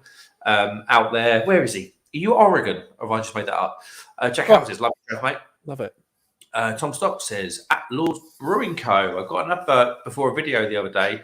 NFT art project, Squirrely Squirrels or something like that. Shouted out loud for F's sake. Squirrely You're going to get Boaty McBoatface on your next one, mate, probably. Jack Howard says, "Why do I keep wanting to blow my nose?" I think that was probably the Columbia chat, maybe. Oh, I see. yeah. Yeah. You cheeky little sausage. John says, "Anyone that can land a rocket after using it is okay, in my opinion." That was impressive, wasn't it? I mean, what Tesla won't really show you is all of the fails. Yeah. Did you see the video of Bezos landed and then when he came back down with Shatner? That With honestly, who? that William depressed the hell out of me. What? With Yes, Bezos and William Shatner in a rocket. Yeah. So they went to space, yeah. So Hey, Jeff Bezos Space invited tourism. William Shatner to space as like, like you're in the original Star Trek and stuff. But they landed and then they got out and they were celebrating, and William Shatner was having this like you got emotional. really emotional with Bezos about like, this is the greatest thing you've ever given me. Like as a human, we've seen something no one else has seen. Blah blah blah blah blah. And then Bezos was like, some woman with a low cut top and a bikini behind him was like, woo, like champagne, and started spraying champagne everywhere. And he like went to William Shatner, no, I want to see this, and just cut this 80-year-old man off mid sentence talking about like the greatest thing he'd ever done. Honest to God, like it's horrendous. It was like something. It was like something you see David Brent do in The Office. It was like, it didn't feel human. So I'm going to skip to this comment. I'll skip back. John from Lord says Bezos and his flying penis. Is that a big white rocket with a big helmet on the end of it? Where are we? Tom Stock says chipped charge point EV charging stock at juicy price at the moment. Seriously. Oh, mate, I know. I just can't do it. I can't do it, Tom, because I lose all my money. Twisted Hop seemed... so Craig says done his homebrew. I know Craig goes to the Ampersand. The Ampersand thing. I saw that on Instagram. Yeah, so one of those guys would have... I'm pretty sure I knew who Craig was. Craig, were you on the far right of the picture with the beard? Craig says Twisted Hop seemed to like it, so it's a win for me. Yeah, Lawrence Bruce and banging beer. I mean, I don't know if anyone saw the putty video that I did. But I saw him not happy with your assessment of the flavors of putty. Well, I said it wasn't sweet, which it wasn't at all. And he was like, yes, it is. And I was like, well, no, it's not like sweet in terms of like the IPA scene at the moment, which it wasn't, obviously. But yeah, he and then he was like, yeah, he's a funny old boy. Is Lawrence. He bloody knows his stuff, though. I'll tell you that. But Lawrence had, he gave me a try. He had a stout brewed with Sabro hops, an American stout. So homebrew stuff that he's made. He used to brew commercially. He was a Jackrabbit, wasn't he? He was a Jackrabbit, yeah. But he's got a proper setup at home. And he had what did he have? He had an Italian Pilsner. That was kind of all right. He had an American stout brewed with Sabro hops. It was a coconut stout, but he didn't put coconut in it this time. It was like the coconut came from the Sabro. That was pretty decent. But the best beer he done was a West Coast IPA. I love a West Coast IPA. Yeah, honestly, I'm not joking. It was a couple of nights later, I had the elusive Oregon Trail, which is one of the best Westies out there, and it was every bit as good as that. Really quite impressive. Whip Hates is land. They're not making anymore. If you can buy it, it's always good. Depends where. Yeah. If you can buy it, why don't you go out to Madagascar and buy some of the Brewdog Forest that's apparently out there that nobody can see. John from Lord says, Tom Squirrels, that's amazing. There we go. Tom says, you tried the new Chiquitos range. Mate, I had the pulled pork and the chicken burrito bowls this week. They're actually quite good. Lords Brewing Company says, it's really not likely to be a rug pull. He's laughing. And he says, yeah. And then Jamie C says, howdy, Jamie C. I hope you're well. Jamie, you live in New York, don't you? And then John says, yeah, Bezos and his fine penis. Jimmy, John from Lord says it was super awkward with Shatner and Bezos. Oh, mate, it was awful watching that video. Like, it's hard to comprehend, I think, what these mega billionaires alike. But safe to say they wouldn't be able to have a beer and join a call like this. Like, Or when that meme came out with Leo DiCaprio and his, she was looking at his wife. Yeah. Oh, she was all over Leo DiCaprio. yeah, no, I saw the video of that as well. Oh my god, That was funny. I mean, he literally looks. I Like mean, James Leo Bond. DiCaprio, I can understand, to be fair, but Yeah. I'll probably have a go on Leo. To be fair, I think she was a bit old for him though. He likes the under. he does. 20. He peaks at 23, doesn't he? It's his Yeah. I max feel like age. he gets his girlfriends and graduation ceremonies. He just always seems to have some absolutely ridiculously young, good-looking bird with him. Tom says Bayless will be selling Amazon Prime Space Holiday soon. It probably will. Probably won't be included in your £7 subscription a month though. Tom Stock says I'm hungry, no tea, trying to lose weight. Ooh, maybe I probably could do that. Jamie is from Schenectady. Schenectady. Do you know it? Heard of it, but I don't remember where exactly it is. That's a bloody mouthful, Jamie. I hope you'd have to say that to the taxi driver when you want to lift home. Schenectady. Craig Fisher says, I was far right, mate, in the checker top. I thought you were. John from Law says, Tom on pitta with no sauce, you'll be okay.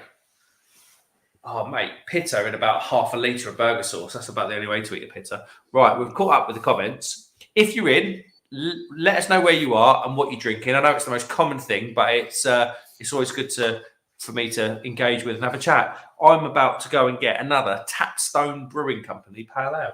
Do you know that? Yeah, I'll do the first juicy ale. Yeah, the juicy ale. I actually need to go feed my daughter, so do the 11 o'clock feed. You know.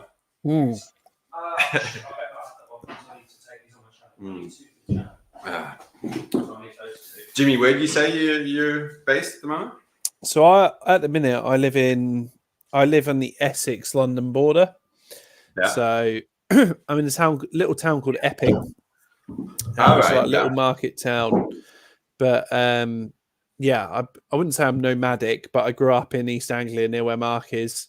And then that's how I met his cousin-in-law, I guess it would be. And then I lived in central London for a few years with work and then met my girlfriend and we moved to Epping. Nice. And I get home, I say home, I get back to East Anglia a couple of times a year to come hang out with Mark and play golf and get pissed up in his room or in his garage. In Hull. Right, yeah. And just like eat big fat American burgers and drink lots of craft beer. Nice. Perfect day. Yeah. What are you on at the minute then, Mark? Are you on another one of them Tapstones? I'm on the big hop that I'm really actually growing to enjoy. Mate, that can for a nano brewery, the can artwork looks pretty good. Like it's not like cheap, is it? No, it's got a little description on the back as well. Like he was telling me this is all done by a guy in Latvia. And he's done a pretty good job. Does he use like people? He must use like people per hour or something like that. Just maybe. Or like free. No, what's the American one? Fiverr. Yeah. Oh, there you go. It's up there. That's the can art. I can never remember how it goes with the camera. It's all opposite. But really, really cool little place. Jack Howard says, don't admit to being far right, Craig. Mark Jones, I hope you're mad. I don't know Mark Jones. Thanks for coming in, mate. What are you drinking tonight, Mark? Jamie says it's close to Albany, the capital of New York. Yeah. General Electric was founded there. Nice. Ooh, look at the East Coast related stats coming out.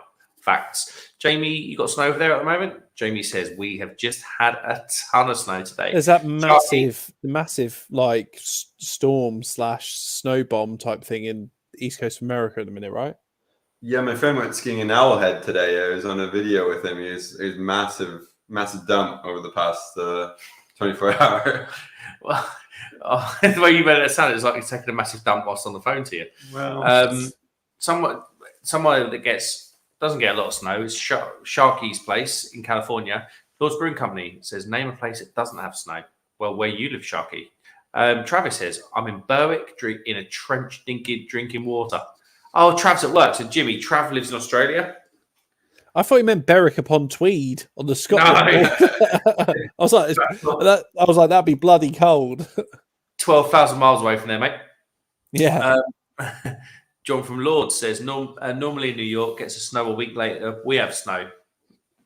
Yeah, are we on the same long latitude line as New York? We can't be far off, can we? Further north, I think. No. New York further north? No. Or we're further north? Yeah, it's just the Gulf Stream, I think, that keeps us from... I don't know. Pesky old Gulf Stream. Tom Stock says, does it have big hips? Stop looking at Tinder, you. Oh, hops. Right. Okay. It's not... I don't know. It's call it big hops, probably quite a big claim.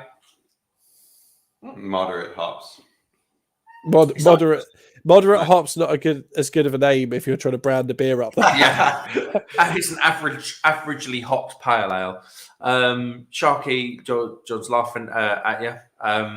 John's in bed drinking water. You've changed, John. You have changed. I'll tell you what John's doing. John is on a diet because he's he was as of last week because we've got a go-kart race to win, haven't we, John? Jim, have you heard of a guy called Jimmy Broadbent on YouTube? Oh, I've heard of the name. Huge, got 800,000 subscribers. We've entered John's entered the Lords Brewing Company go-kart team, and very cool. Your man is one of the drivers. Honestly, John, sack him and get someone better. Jimmy, the way you drive, mate, you cannot. Jimmy's possibly the worst driver. Jimmy drove me about 1.5 miles, nearly crashed about 4 times. Mate, I get there quickly. I've got a new car anyway. This one's one colour, so I can't go wrong. Jimmy's first car was like Simon's Fiat Cinquecento out the in-betweeners. I took the car door off by accident, so... Mark Jones says, hate to say it, bud. Vicky just bought me a wine. Oh, mate, you enjoy that. Jamie C says, drinking Leffe at the moment in New York.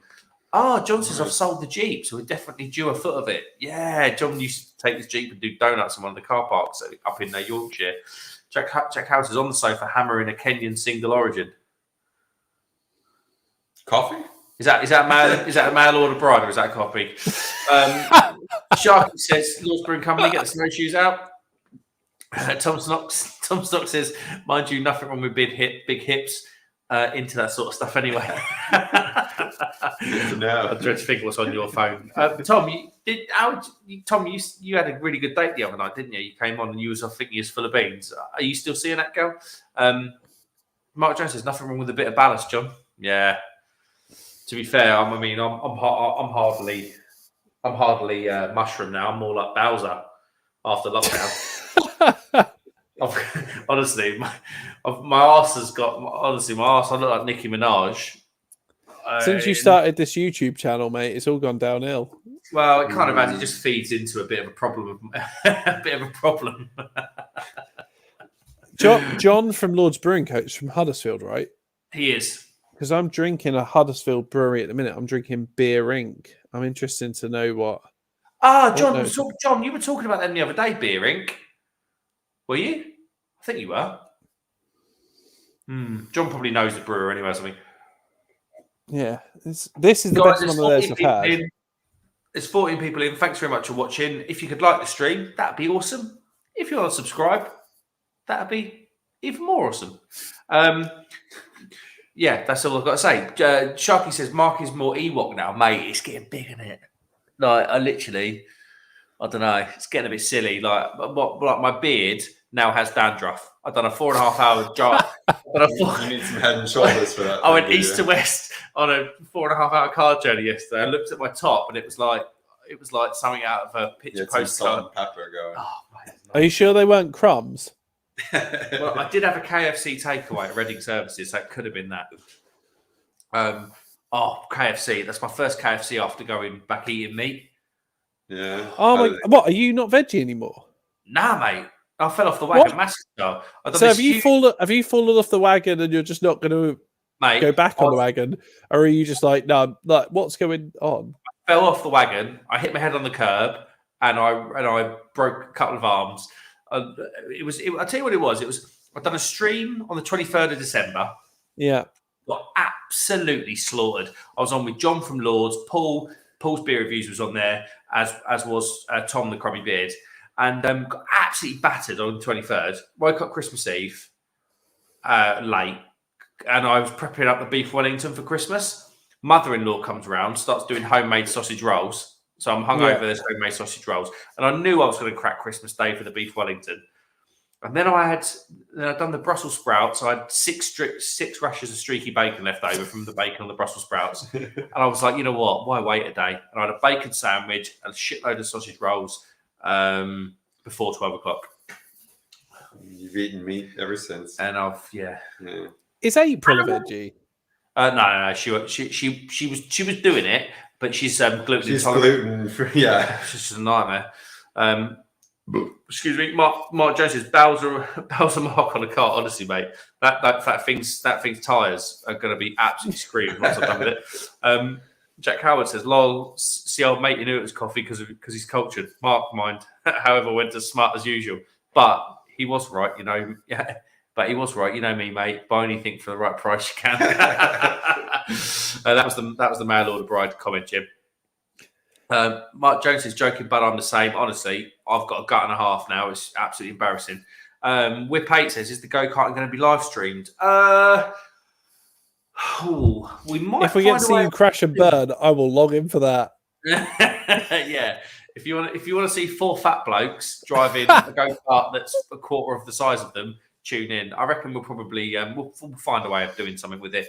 To be fair, it's probably it's through a guy. It's for charity, and it's through a guy called Motormouth. I'm pretty sure he's got a YouTube channel, so it's probably going to be streamed on there. Where are you racing? Where's the event? Somewhere in Northamptonshire, track in Northamptonshire. Oh, right.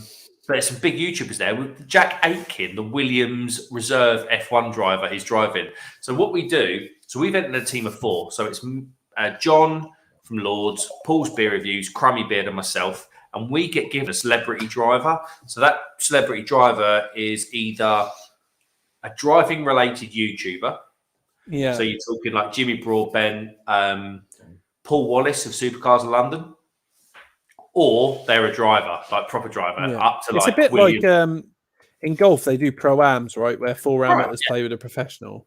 Exactly that. So I'm really looking forward to it. Claire Graham. Hi, Claire. Good evening. Claire, you love a drink on a Friday. What you got in the glass? Were you a gin lady or a wine lady? You're one of the two. Pretty good, pretty sound guess though, isn't it? Really, gin or wine. Jamie C says, I'm a veggie at heart, but I'm partial to a bacon sandwich. Who isn't? You know? Yeah, that was the thing. Being hungover and having to eat an egg sandwich. Oh, mate, I couldn't do that. It was. I love egg. If I'm hungover, I could not go anywhere near it. Egg is rank as well. I mean, just nowhere near.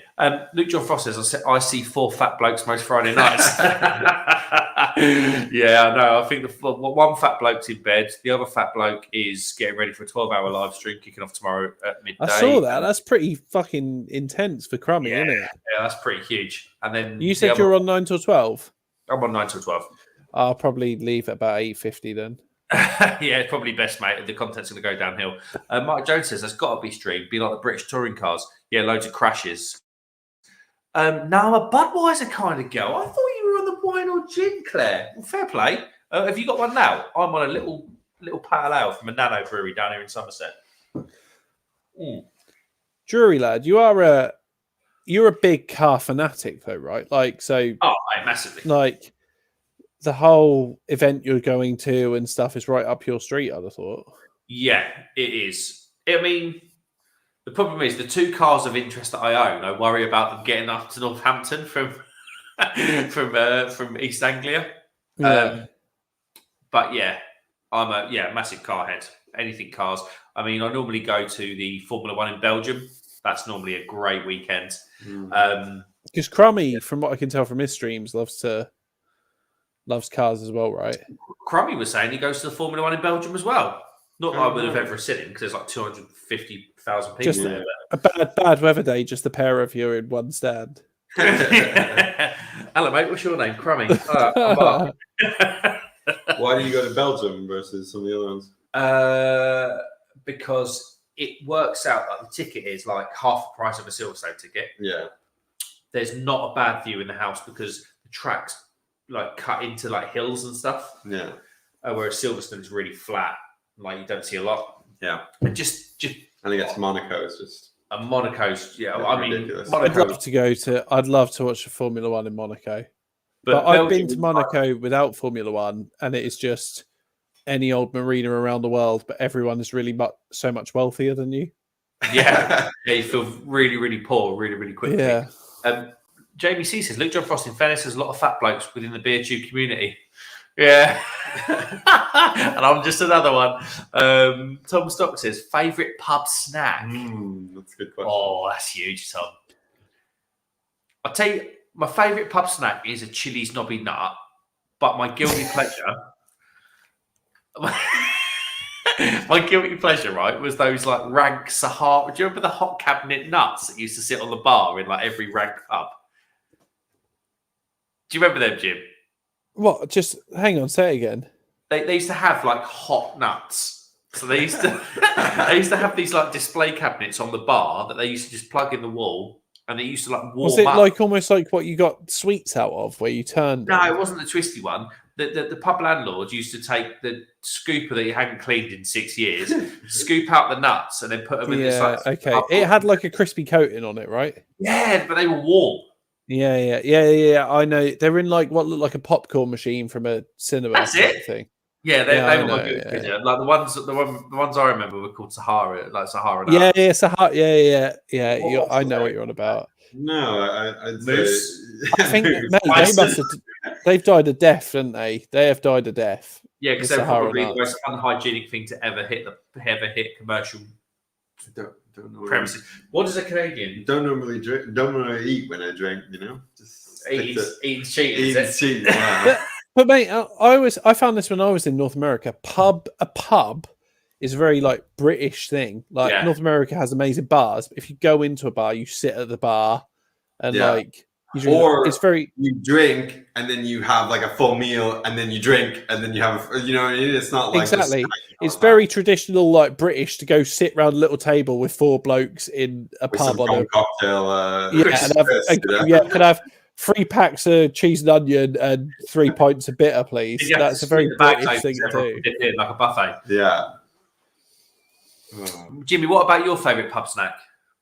Mate, I love bacon fries. Same guys that do the scampi fries. Like I can't remember what the brand is, but I had scampi fries. When did I have scampi fries? I had scampi fries last weekend, and it was a very, very welcome walk down memory lane, I tell you.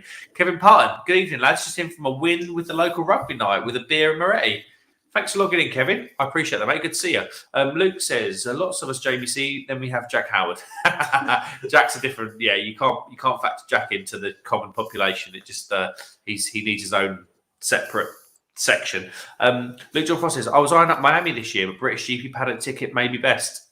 Mate, you've got some dosh in you to buy them paddock tickets. Mark Jones says, how much is a ticket and a hotel? Mate, you won't get a hotel.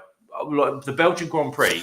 Where the hell do you sleep in? Sleep out in a field in Belgium. We take tents. Oh, you camp, don't you? Love camping. I forgot about Yeah. that. So, Luke, You should drive over with the caravan. Yeah, we should with the camper. Yeah. Yeah, we should. Well, I probably will do next time. Yeah. Mark, there's one hotel there's a couple of hotels in Francorchamps, but they're all taken up by the team members. So literally, you have to camp. And camping, we camp at this. Literally, it's a house that's got a couple of farmers' fields that he rents for the weekend. It's about 30 or 40 quid a head for the weekend, 3 nights, and it's banging. It's about 2 doors up from the helipad at the Italian restaurant that's randomly the official helipad for the circuit, because the circuit doesn't have a helipad. Jack Howard says, I'll let you too kind, mate, but you're twice the man I am. Tom Stock said, she just said, let's get a couple of bottles of wine and go back to my hotel. My type of lass. Claire says scampi chips. It's got to be. I'd say you got to be on them scampi fries, Claire. That's what you got to mean. Mark Jones says he likes hot nuts. Hey, when you know, you know. Oh my God, it's just skipped loads. Luke John Frost says that's what your dad said, Jack. Oh God. Jamie C says I used to love those cheese moments. Yeah, they banned them because they were so unhealthy. Oh, cheese moments. Cheese Best. moments. They were made. Never heard of them. Oh mate, they were like a bit of processed cheese, and you know, like Crave, the cereal that's got the chocolate in the middle. Yeah. It was like cheese. It was like a cheese Crave. Oh. They were like, yeah, you can literally feel your heart like screaming at you, asking you. Like it was bad. Mark Jones, I think it's Baxton's for Baker's fries, bud. There you go. Yeah, I think there you go. That's mate. I could, Smith's if I'm out, I could smash. If I'm in a pub and they've got them behind the bar, I could do 3 or 4 packs of them if I'm on a couple, easy. It's scary, but like if you get like a nice fresh lager or pale, you could smash bar. Little packs as well. Little packs means you like don't feel like they fill you up, so you end up buying loads. It's like who done the fat? It was Matt Lucas, but was it Marjorie Dawes done the Fat Fighters advice on Little Britain back in the day, where he was like, if you cut a chocolate bar in half, you can have twice as much. It's a bit like that with the crisps. They were like half size bags. You could have twice as much. Luke John Foss says, "No place around my neck of the woods do toasties." What? Must be pubs doing toasties, right? That's just a bit weird. Toasty, Tom Stocks follows up with, I recommend Drunken Duckling Drinks Emporium. I also recommend Drunken Duckling Drinks Emporium. Say that 5 times fast. Yeah, I'm not even going to do it. Blue John Frost says, you were just born Jack's son. Oh, he said something. How did the sour go, Tom? Oh, yeah, because you had the Iron Brew sour. Yeah. I went for the pale ale first, having the sour soon, I think. Right. Is it? So who does the Iron Brew sour? Vault City, I believe. Is it a bit like the Tiny Rebel stuff coming out? Like, you know, you've seen the Barocca stuff? I saw you talking about it on a video and that. Yeah. Is it one of them? Is it kind of? Is it like is it good or is it just let's make a gimmick? I've seen mixed reviews on Instagram and stuff like that. Because Vault City are pretty Marmite for me anyway, if I'm honest. Yeah, they're a bit omnipolo for me. They do some good stuff, but also they do some like pretty horrendous stuff. Luke John Frost says, "Don't worry, Jimmy and Dylan. Me and Jack are in love, in a love-hate relationship. A love-hate relationship." Where are we at now then? Love, or hate? Well, to be fair, you can never tell. I'd say it's probably love because he's kind of declaring the level. Can someone kick out Pavel Volkov? Jack, I know you're going to savage him in a minute. Jack's a mod, so he can say that. He loves me and I hate him. Mark Jones says, right, stout or IPA? That's my only dilemma this Friday. Oh. Is it? It depends if it's first beer. Is it? Yeah. Mark, is it your first beer or third beer? Because if I've had a few, I'll go to the dark beers. But if it's early on, I'll ease myself in.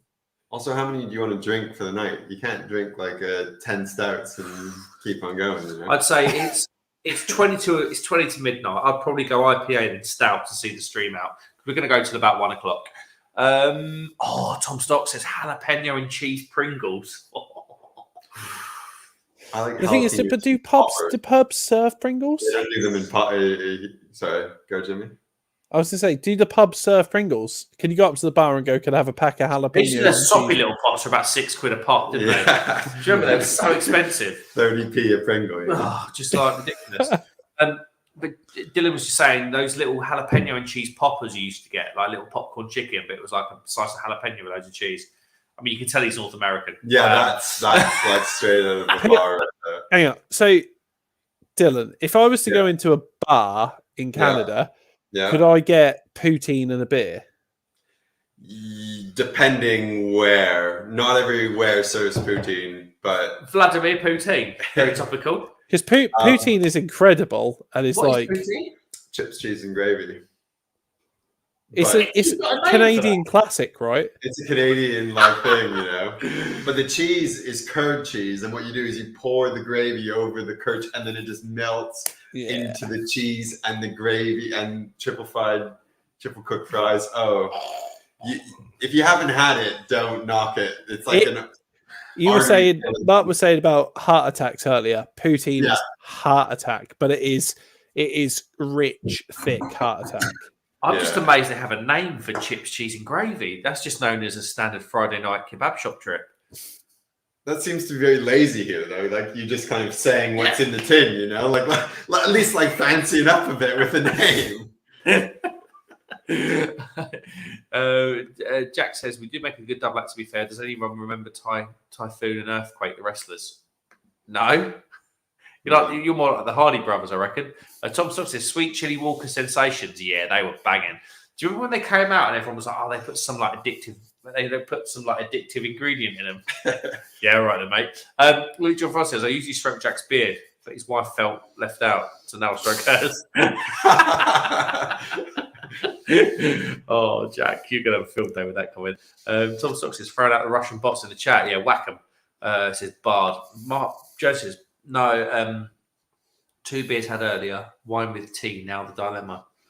I'd go IPA, mate. What IPA is it? And what stout is it? That's probably quite a biggie.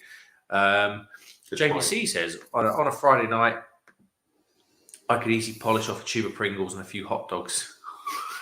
In between 10 to 12 double IPAs. I'm definitely not making it to 70. Jamie, you're not going to make it to 40 if you carry on like that. What are you doing? Some stuff says, I rephrase it to drinking snack, lol. Oh, Jack says, lol, my wife. A statement poor old Luke will never say. See, now it's hate. Now it's getting there. Now it's hate. Now it's kind of low. Tom Stock says, careful, if they serve Putin, he might invade the plate. That's a bad joke. Oh, my God. Oh, I think it's going to, I don't know. I'm worried about that. Mike Joe says, oh, dear, that sounds gross. Yeah, it sounds minging, doesn't it? Like cottage cheese and gravy. It's not cottage cheese. It's curd cheese. Jimmy, you got to back me up here. Mate, it is good. You got to try it. Like, I will admit.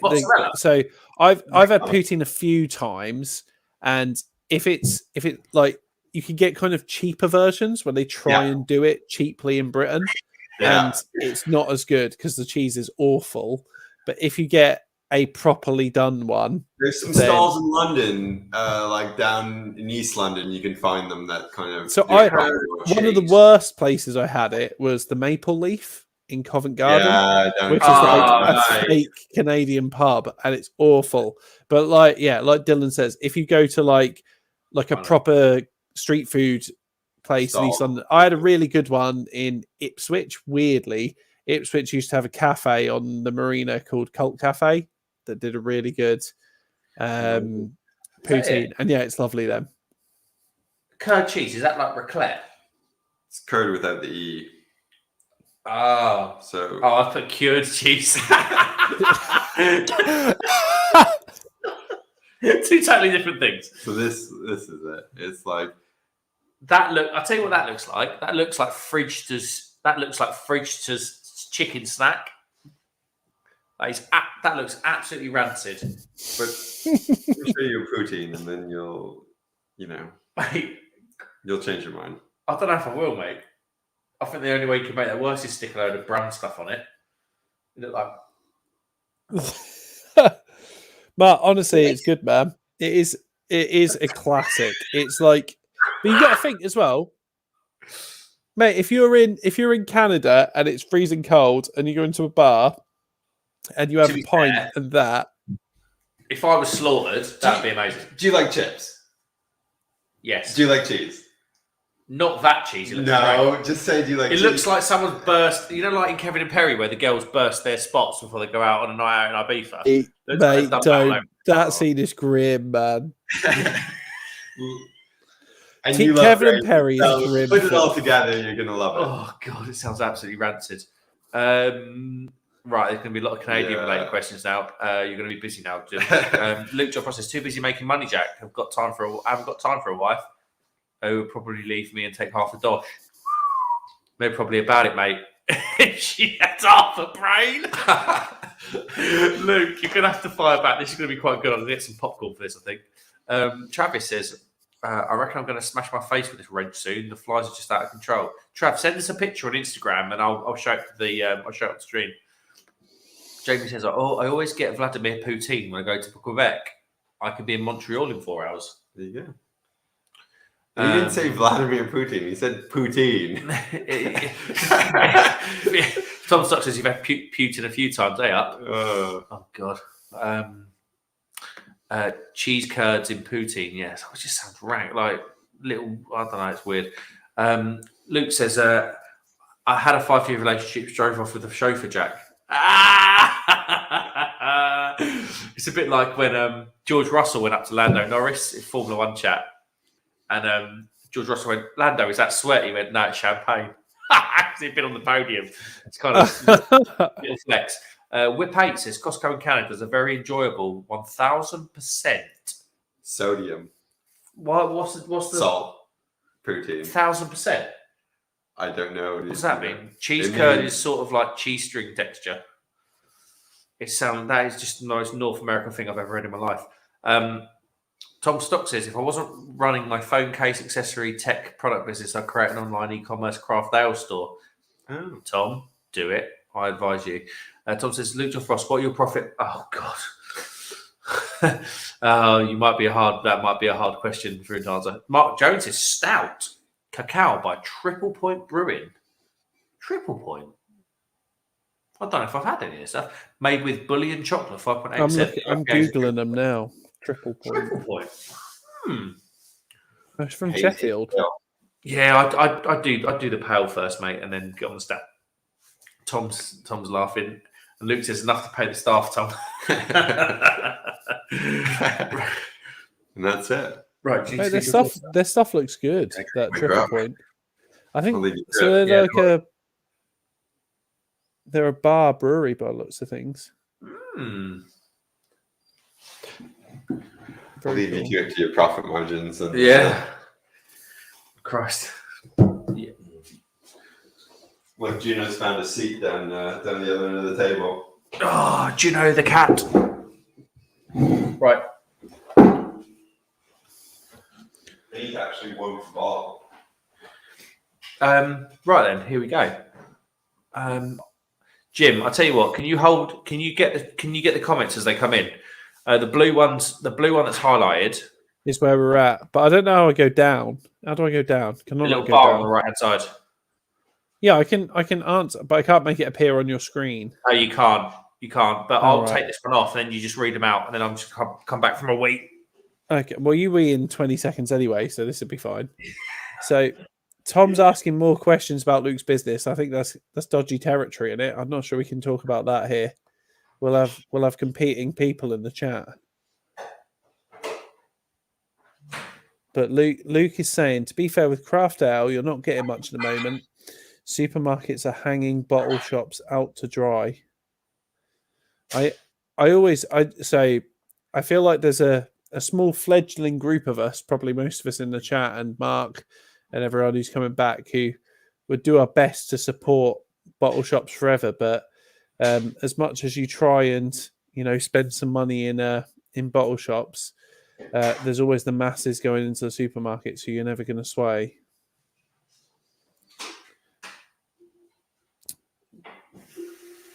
Tom's come back and said, yeah, it sucks. At least you can do more variety. True. But I mean, to give supermarkets their dues, they are spreading their wings a little bit. But if you go into a bottle shop, you're going to have 100 choices rather than 8. And Luke's come back with, depends on price and demographics. A poorer area will only pay a certain amount compared to a more affluent area. Yeah, that is very true. So I think, no, I definitely agree with that. Like, where I grew up, near where Mark lived in, where I grew up in Lowestoft, near where Mark lives in Harleston. So in Lowestoft, there's not a bottle shop for really 15, 20 miles around. Until the Stamford Arms opened a pub in Lowestoft a couple of years ago, there wasn't really anywhere that served like modern craft beer that I can think of. Mark, there's some comments in the chat. Luke and Tom are still talking about, I guess, bottle shops business versus supermarkets. And Luke made a good point that it really depends on price and demographics. Poorer areas will only pay a certain amount compared to more affluent areas. And there's like, if I look back to when I was growing up in Lowestoft, until the Stamford Arms opened, I mean, even now, Twisted Hops is the closest one. And that's 20 miles away, right? It's the closest bottle shop to me. If I still lived at home. Yeah, that's the thing. I think, and Lowestoft, especially nowadays, is considered probably an underfunded place. But I mean, I've struggled around here. Like, we're not far from Bridgewater. Trying to look in Bridgewater for a bottle shop didn't exist. You know, I looked at a lot of the towns in the southwest. I mean, we're in a very nice village, don't get me wrong, but a lot of the towns in the southwest are quite underfunded, and deprived is probably quite a strong word, but yeah, you just won't find bottle shops there. Hence why I went to the brewery for some. Oh, I've lost you, Jim. Is it me or you? No. Yeah, it's definitely you, mate. I can hear your mic cracking. It's almost like a loose connection. Mark Jones says, I support my local bottle shop every Friday. Loads of choice and average price of £5 a can. Yeah, see, £5 a can is hefty. Like, I do totally understand. And Luke John Frost, I know, talked about supermarkets hanging bottle shops out to dry and stuff. Yeah, it's you know, it's tough. It's really, really tough for these guys, but it's important we support them. Luke John Frost's variety is good. Getting them out there to the public is the issue. My local Asda is doing draft to take out 2-litre bottles. You might have to change your settings, Jim, in StreamYard. So if you go down to Cam and Mike, it will select it there. Jamie C says, Mark, your digs look very cozy there with a log burner in the background. Get it fired up. Honestly, mate, I'm less than a metre from it. I'll end up melting. We were going to set up in a different area and set up the log burner, but it's pretty warm in here. But yeah, it's very cozy, mate. It's proper, like, beautiful old English house, oak beams and everything. It's lovely. Whip 8 says, the only place I've seen more liquor stores than here in Canada is in Australia. Mate, they love a drink. They've got this drive-through thing called the bottle-o, and you literally open your boot and someone loads beer into the back of your car, shuts the boot, you drive off. Don't have to leave the driver's seat. Savage. Can you still talk now, Jim? Can you hear me now? Yes, you're in. Sweet. Sorry, mate. Yeah, I must have accidentally messed up my headphones and then it just muted me when I took them out. So Tom Stock says, aye. He also follows up with, bottle shop just opened in my local town. Go and support it now. How sky high the rents are in town centres, especially around here. Yeah, and that's why they have to charge £5 a can, because the margins they make are like £1 a can. It's like ridiculous. Get a massive warehouse, more variety, and going purely only online. I think that might meant to say online. Seems to be a better business model than bottle shop in town centre. Yeah, I totally agree, mate. I think. Go on, Jim. Twisted Hops, isn't it, mate? Yeah, look at Twisted Hops. I went there the other day. It's the first time I've been to his house. And he's got like a walkthrough from his like utility room is the bottle shop. And he does all the packaging in the garage. Him and his wife. It's pretty cool. Luke says, one northern well-known brewery can sell me cans at trade price, which is more than the supermarket down the road. If relationships with breweries in the industry wasn't important, I'd use supermarkets. Yeah, I think, because I had that with Twisted Hops, because one of their biggest breweries they sell from is Burnt Mill, and Burnt Mill do some cracking stuff. And Burnt Mill released a beer into Marks and Spencer's at about £3 a can, and Twisted Hops said they don't even buy it, bearing in mind their trade, they can't even buy Burnt Mill cans for that money. It's insane. Yeah. Tom Stock says, online, yeah, thought so, mate. Luke says, to stock my shelves, some breweries have told me to go to Aldi. What is going on? Trilby says, oi, you Trilby rebels. Hello, Philby Trill. Hope you're well, mate. Dylan, you're going to have that? You're going to have the... No, I don't want it. Sorry, it's yours. I'm going to be a while. Okay. I don't want it. I'll leave that for you because you like that one. Luke John Frost says, Philby Trill. Right, I'm going to go and grab a beer. Jim, what are you drinking now? Matt, I need to go grab one as well and come back with a special one, though. Okay, I'll wait for you to come back. You can't say things like that and not get me excited. No, I know. Chubby Phil says, Ewoks in the house. Yeah, every Friday. You know the score.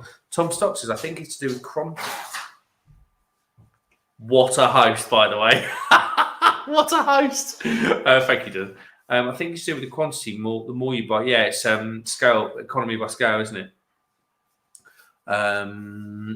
what do you think of the Haas? Well, it just looks the same as last year. It'll be slow. Yeah, I don't know. They don't get much juices flowing, to be fair. Yeah, I don't know. Not really too bothered about the Haas, if I'm honest, because it looks ass, and it'll probably drive like ass too. That was there. I'm really excited to see a new Ferrari because they always look amazing. The Ferraris, don't they? They've just got style to burn, and the McLaren. Oh, here we go. Looking forward to the McLaren. Tom Stocks has asked your favourite pale and IPA this year so far.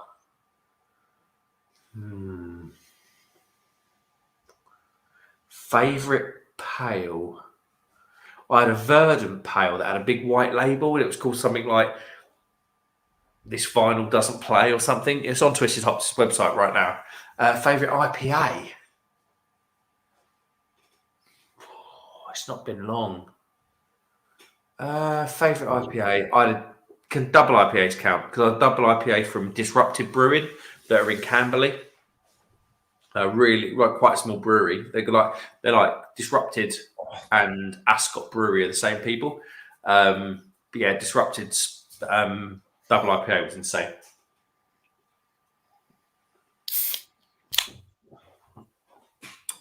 Jamie C says, "Do I watch any other kind of racing? NASCAR? Oh, I love NASCAR.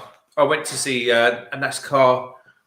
It was like the second tier, so it was like nationwide. I went to see a nationwide Cup race at Joliet Speedway in Chicago, and it was mega. Those things are loud.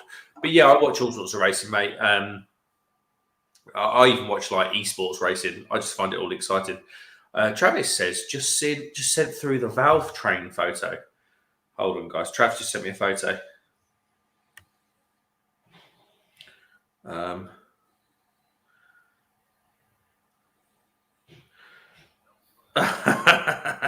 So I asked Trav, right? So earlier in the stream, I talked about Jim. Trav lives in Melbourne. Did I tell you?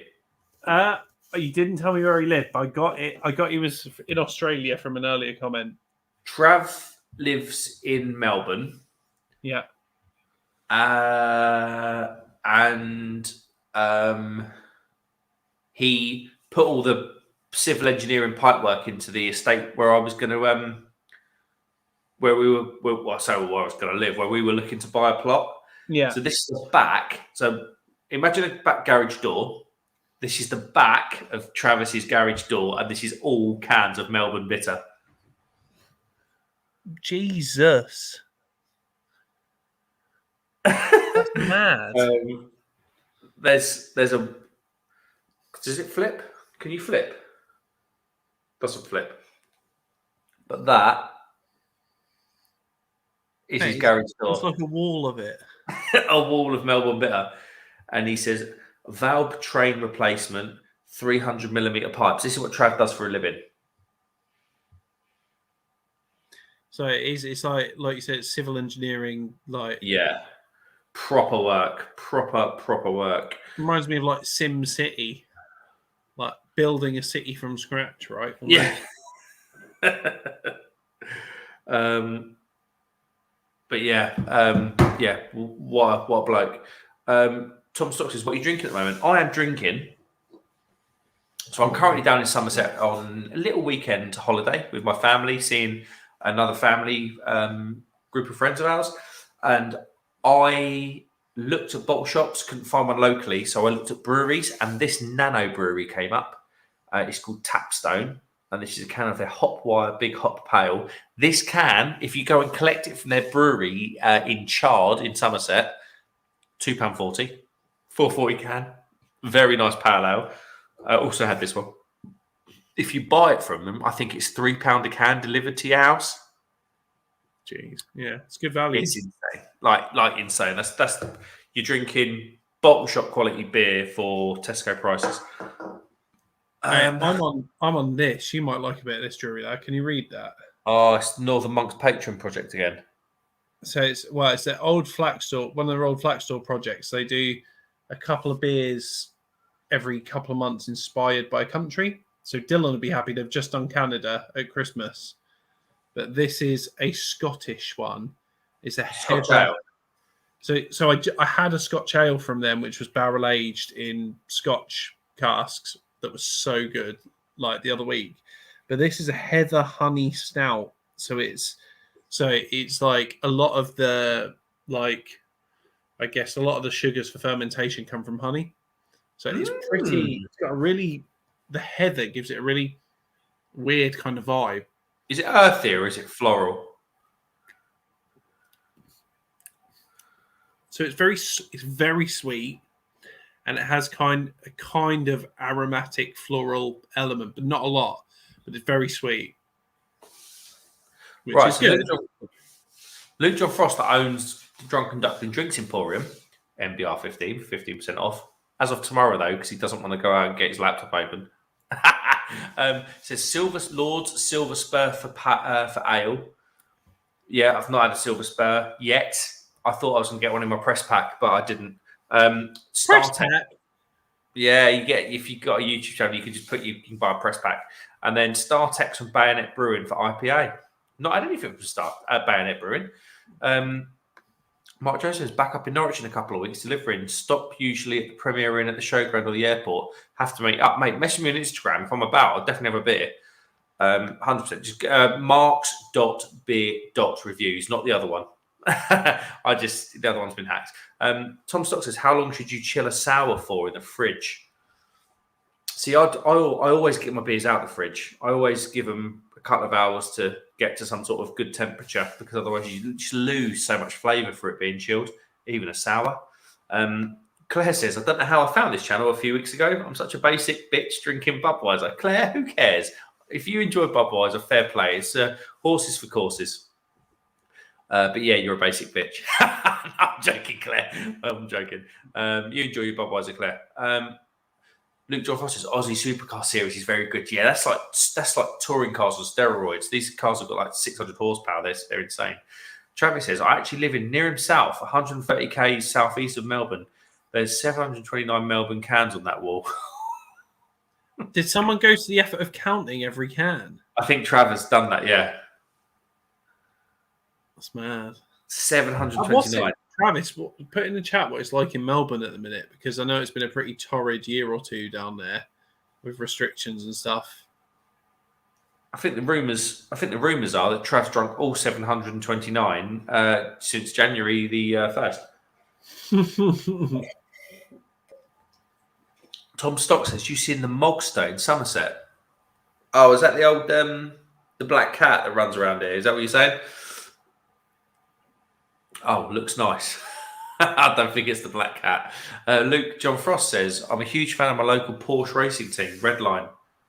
Oh, yeah, I know Redline Racing, European Champions a few years ago at Le Mans. Yeah, they run a couple of cars in the Porsche Super Cup for the Formula One. Somerset, sorry, and that's fine. Luke John Frost says 729. Was that a week's drinking, Trav? You can talk, Luke. You've been like Phil Mitchell this week for your birthday. Tom Stock says, sounds nice. Mark Jones says, I'm from Leeds and had a few of the patrons' beers from Northern Monk. Not had that. We'll look for it. There you go. See, man, I love Northern Monk. Mark, you're in one hell of a place for beer, by the way. Leeds is incredible. Like if you go into Leeds, you drive in the city centre and you park near. Oh, there's like a charcuterie and ale place called like Friends of Ham or something like that. And then round there you've got Northern Monk, you've got Salt, you've got all the breweries, you've got the Leeds Brewery and the Leeds Tap Room. Oh, it's just so good, man. I could go on a session in Leeds and like never come home. I've not done it yet. Not done Leeds, mate. You got, and I mean, I'm a Leeds fan, so I'm biased, but I promise you, Leeds City Centre for beer is top notch. I've heard so. Like North have got I think North opened a tap room in there about 6 months ago as well. Tom Stock says www.drunkenducklingde.com. Treat yourself with 15% off using Mark's code or using code MBR15. Yeah, absolutely. It's there for you. Thank Luke John Frost for that one. Travis says, Luke John Frost, about 3.5 months, mate. No, 729 cans in 3.5 months. What percentage is it? Is it one of the ones where if it's a really nice day, you get through 12 on a Sunday? If it's 8%, that's one hell of a go. Yeah, I imagine it's pretty sessionable.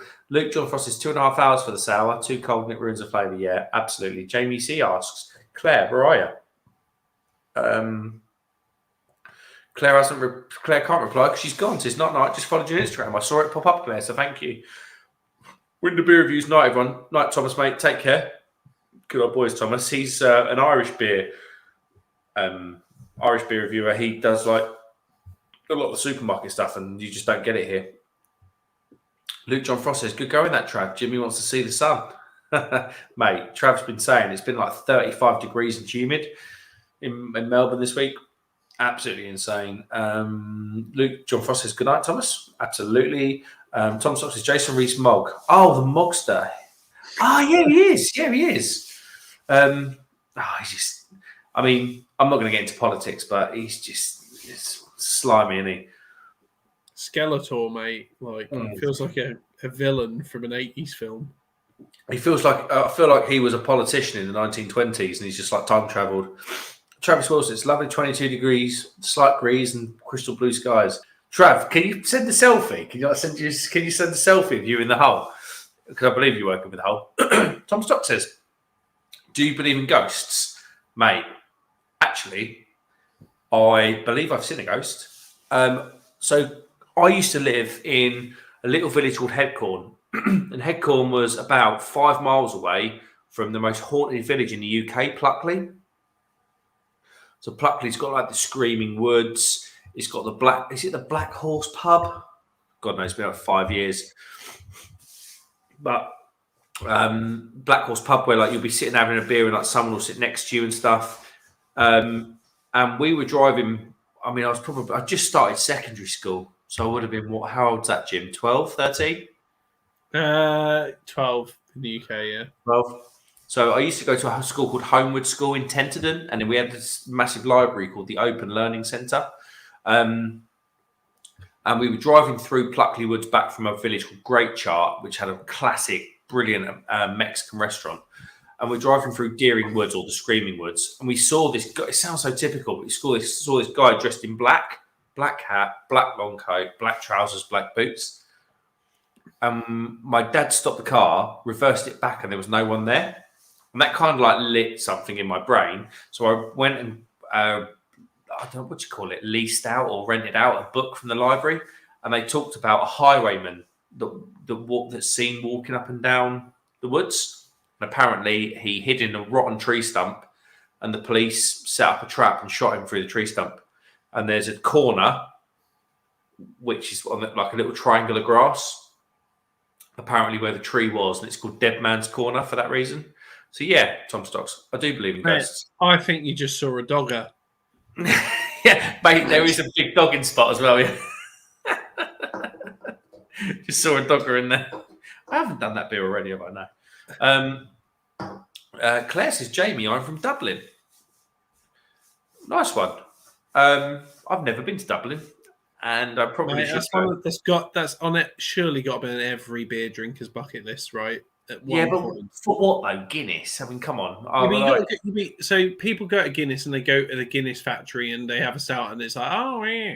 But you've got to go to Dublin and go drinking in some of the pubs in Dublin and chat to some of the locals and then enjoy a Guinness there.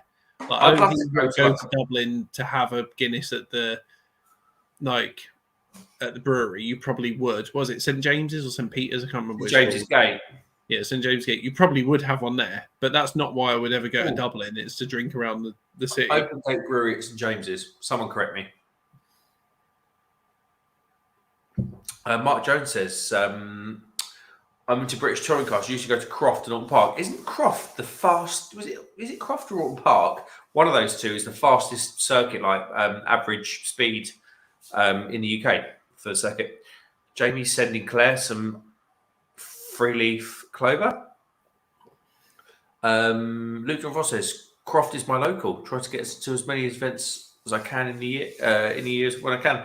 My closest is Snetterton. So Snetterton's probably half an hour from me, and it's fantastic. What a brilliant day. Stuntman Steve, hello mate, welcome. Evening all. Steve, how's the old noddy holder? I hope it's all right. Steve had a shoulder operation a little while ago. Rumors say furious masturbating. Truth is he fell down the stairs whilst a little bit intoxicated. Mark Jones says we went to all of them the other week. Started in the Vocation Bar, proper good.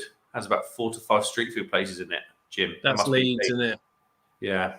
Yeah, mate. It's good, mate. We'll have to do it at some point. We'll get some of the boys up there. Hold on.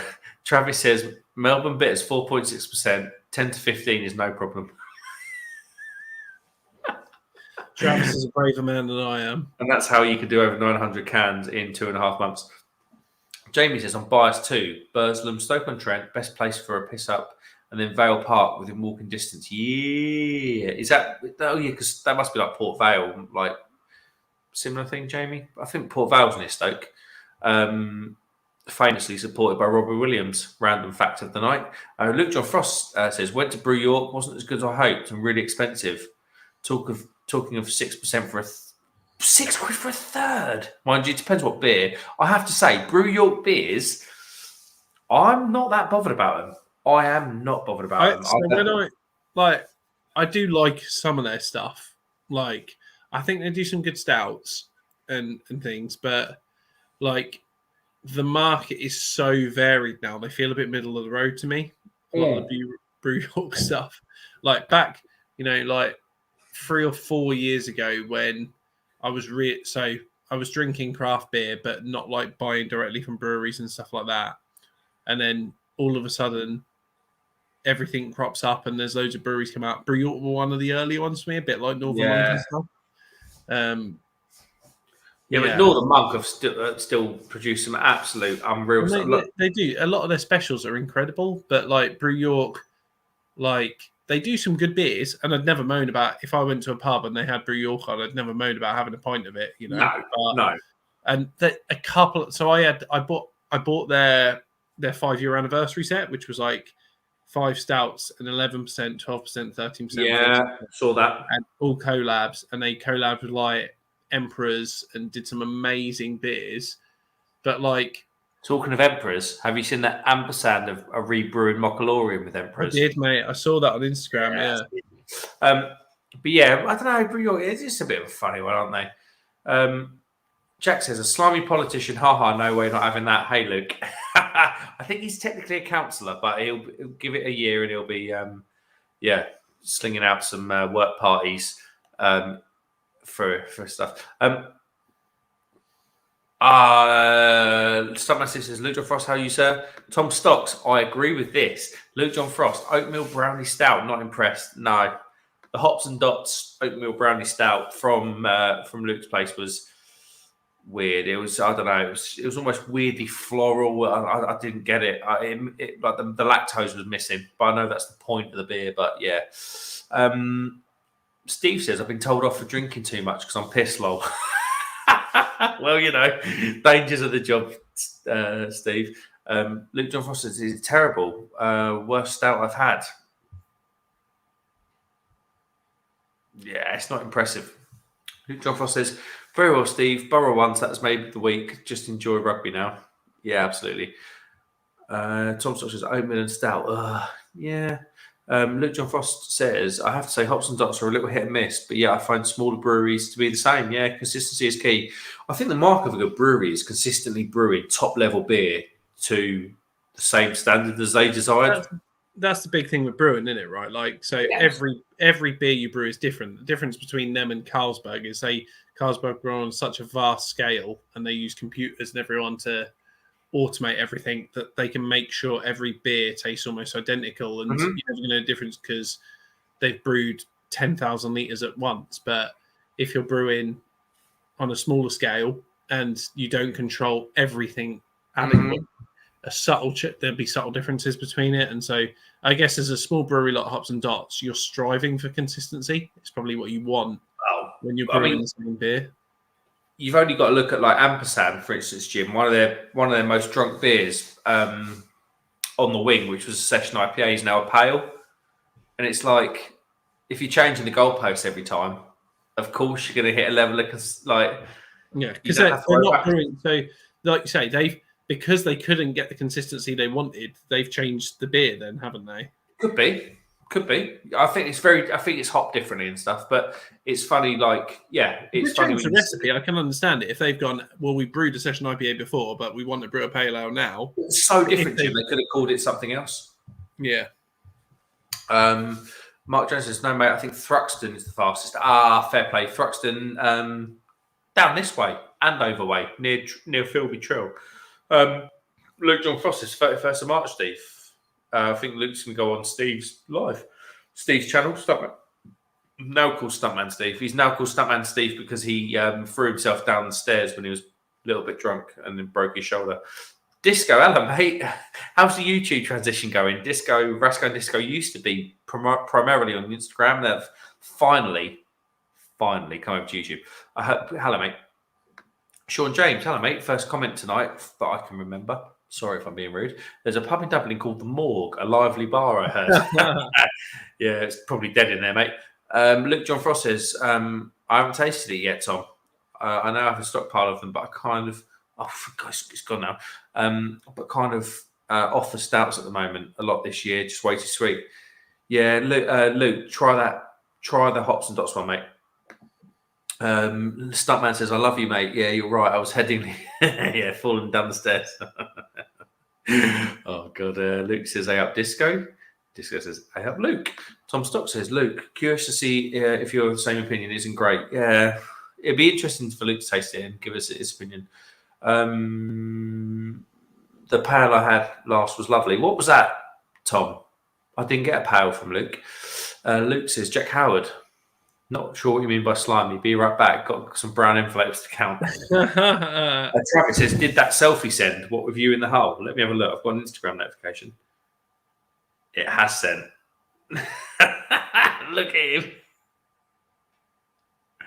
So this is Travis Wilson who's in the chat. He's in Aussie. Look at the sky. He's got a spanner in his hand and he looks like Glenn McGrath in his... Is it a pink bucket hat or a white bucket hat? It's my screen. He's got a digger in the background. He's got a wrench in his hand, and he's got a proper Aussie cricket hat on. You know, the one with the beak that goes all the way around. There he is. So that's Trav Wilson. Everyone, send him some love. He's working. Technically, he's working tomorrow. Oh no, it's today. We're 12:15. Mark Jones says, I picked up a Brew York Stout up last year, 3 IPAs, and picked up the stout. Didn't look at the percentage, was 11.6. Gave it a miss. Had it the next day. Yeah, I don't know. Brew York are a funny one. They are a funny one. Luke says, I'll do a video on it one day, Tom. I presume that's about the stout. Steve says, not sure if I'm allowed, but on the 31st of March, doing a live about autism. I have it, got a few people involved, but no drink allowed. Mate, fair play. I didn't know you had autism, so fair play for doing what you do, mate. So Stuntman does multiple lives a week. First and foremost, he's an absolutely lovely bloke, and secondly, he gets some serious people on. Mark Jones says, has your mate on here got a channel, bud? He hasn't, but I've said a million times he should. No, I don't, mate. I just jump on and chat to Mark sometimes. I say sometimes. I think this is the second time. We talk about beer all the time via WhatsApp or Instagram. So, to be honest, I'm not sure I've got the motivation all the time to do what he does, but I'll jump on occasionally and chat to everyone about beer and life because they're things I love. There we go. See, Stuntman says, if you're not allowed, please delete it, mate. Absolutely. You do what you got to do. I'm all for helping. Luke John Frost says, Disco had a good video earlier tonight. I haven't seen it. I need to watch it. I'll be there, Steve. Cool. Luke. There we go. Boom. Tom Stock says, what if it's a bad batch can? Oh, what, the hops and dots? Nah, I don't think it was bad batch. I was wondering when it said oatmeal or oatmeal stout. Jamie says, I always wonder what beer would have tasted like in our grandparents' and great-grandparents' generation. Has the flavour fundamentally changed? I think I'd say it's massively changed because the hops that are available now, the malt's going to be of a better quality, first and foremost. and the hops are just like insane now. I mean, Beer's you've kind got of completely different, isn't it? Like you look at like some types of beer were around back then, like a porter was around and stuff. But like America, if you consider the beer we drink now from proper breweries, a lot of that came from the 90s in America, where they started making everything crazily bitter and upping the flavors massively. Well, an IPA is an India Pale Ale, because that's what they used to take. That's the type of beer they used to take on the ships when they used to go on expeditions to India. But obviously, an IPA to us is this big New Zealand American hop thing, whereas before IPAs were brewed probably with things like Goldings. Yeah, it was more like a British IPA. Yeah, I years ago, about 2016, I went on a stag do to Copenhagen. We went to the Carlsberg factory, which was pretty crap, but Copenhagen's lovely. So if anyone's in the chat and wants to go to Scandinavia, I can recommend that. But one thing that Carlsberg's factory did have is it had a microbrewery based upstairs called Jacobsen's, which was named after the bloke that founded Carlsberg. And he was called whatever Jacobsen. And we went and did a beer tasting of the beers from the microbrewery, and they did you got to taste like a champagne infused beer and all these weird beers. But they did one beer which was a beer brewed with the original Carlsberg recipe from 1847. I bet it was banging. It was banging, but it tasted like a porter. It wasn't like a lager. It was completely different. It was the grain bill was, and the texture was different. It was just, and it was like a really dark lager. So I think beer has changed from what. But I guess we would still be able to drink those beers. They'd just be different beers. I think if you gave one of our grandparents a triple IPA, their heads would explode. Granddad's on the floor. Yeah. Yeah. I think I agree with you. I think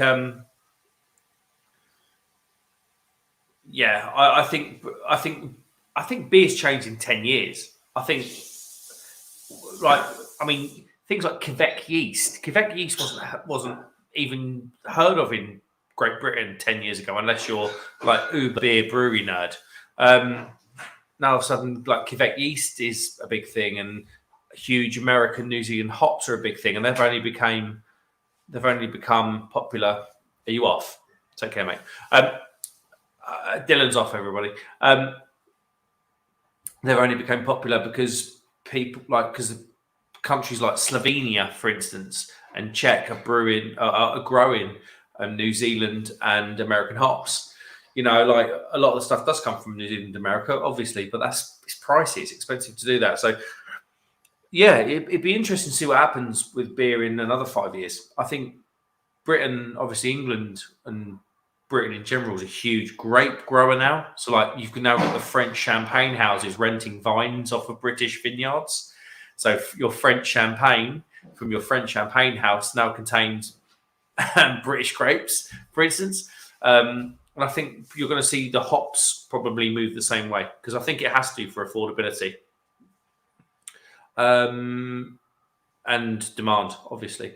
Stuntman says, "Where are you now, Mark?" I am. So that guy that was sitting there, that's Dylan, and this is his house. He's got a beautiful, beautiful old British rectory in Somerset. Rasco says, "Cheers, Luke. Been trying the edit, the second part all night. I used to be able to do one take wonders." Rasco, I do one take beer reviews because I just don't have time to edit. Plus, I like the honesty behind a one take as well. Luke, that's why we get all your burping in it. Yeah, well, it's bones and all, everything. Luke says, "Rasco, it's Disco. You can use the Canva to do edits." Yeah, I've got Canva. Interesting, actually. Hey, have you ever brewed beer at home? Mate, I'm not nearly intelligent enough to do that. Disco says, Mark, yeah. So you said that on a previous. I think I saw you do a video with Crummy, and you said, "I'm not intelligent to brew." I think you are, man. Like brewing is like making a cup of tea, but a little bit more scientific. And I would assume it's make a cup of tea. Yeah, I probably could, but I just I've got the intent. I've got the attention span of a 4-year-old, so I'll just leave it in the Yeah, that's top of my league. true. You're easily distracted. Yeah. All right, Jim. This sounds like every parents' evening I ever had in my life. Character assassination. Yeah. you sound like Mr. Gagan when I was doing my maths. Luke John Frost says, "When is your Ampleforth video due again, Mark?" Luke, it's going to be a live video. Crummy's had a cold, so if you might have seen on Crummy's Instagram, he's had a cold. So I wanted to do the Ampleforth with Crumb, but he's had a cold, so it's probably going to be next week. I said to you last week it was going to be this week, but obviously Crumb's had a cold, so and that's a special beer. So Ampleforth, Jim, that's an Abbey beer from a brewery in York. Yeah, I saw that on your unboxing. And that's the only beer they brew. I didn't know. Luke told me this week that's the only beer they brew. Is it a bit like Tint Meadow then? Like, what is it? I'm gonna look it up. I've never had a beer from Ampleforth, so this is going to be my first time. Stuntman says, "Mark, are you on Tom's Live tomorrow? If so, what time?" I am on the Crummy Beards 1 year special, and I'm on there from 9 o'clock till about midnight. Luke John Frost says, "What's my tablet changed Disco to Rasco? So annoying. Not you, Disco Rasco." Mike Jones says, "Old IPAs, correct me if I'm wrong, but I thought it was an old man's drink." Well, you know, like old British IPAs. So, like, I think from my basic knowledge, and any brewers in here, please shoot me down, but I think a lot of English hops are really bitter. So I think you probably find a lot of kind of like IPAs that you get from craft breweries now are bittered using cheap British hops because they're bittering. And then the floral tropical notes come from expensive New Zealand, American, Slovenian hops, which is why those beers are a bit more pricey. You're fairly right, Mark. That is. There we go. See, I'm pretty rubbish at most things. But yeah, Disco says it would be annoying for me too, Luke, but I'm over it now. I've been called worse than Rasco in my time. You have to wear those. You have to wear those orange glasses if you're going to call him Rasco. Whip Hate says hops help as a preservative. Once you Brits conquered the world, the beer had to come with you. Mark Jones says, "Right, I'm off. Been emotional. See you both later. Have to do that beer in a few weeks, mate. Let me know. Marks.beer.reviews. Don't do the other one. Yeah." Good to see you, Mark. Thank you for logging in. Luke says, "Had lovely delivery from a company called Brethren this morning. Wasn't expecting it, but they have a 1.8% sourdough, lime, and avocado pale." What? Brethren. I'm looking it up. Is it like they might use like leftover bread in the? It sounds like a toast brewery. There's you a know, like Seven toast. Brothers beer that I had the other day that had like leftover Throwaway IPA. Yeah, that's the one. They've done a cornflake. They've done a Rice Krispie one as well. Yeah, and I had a Cocoa Pop Stout. That's probably quite nice.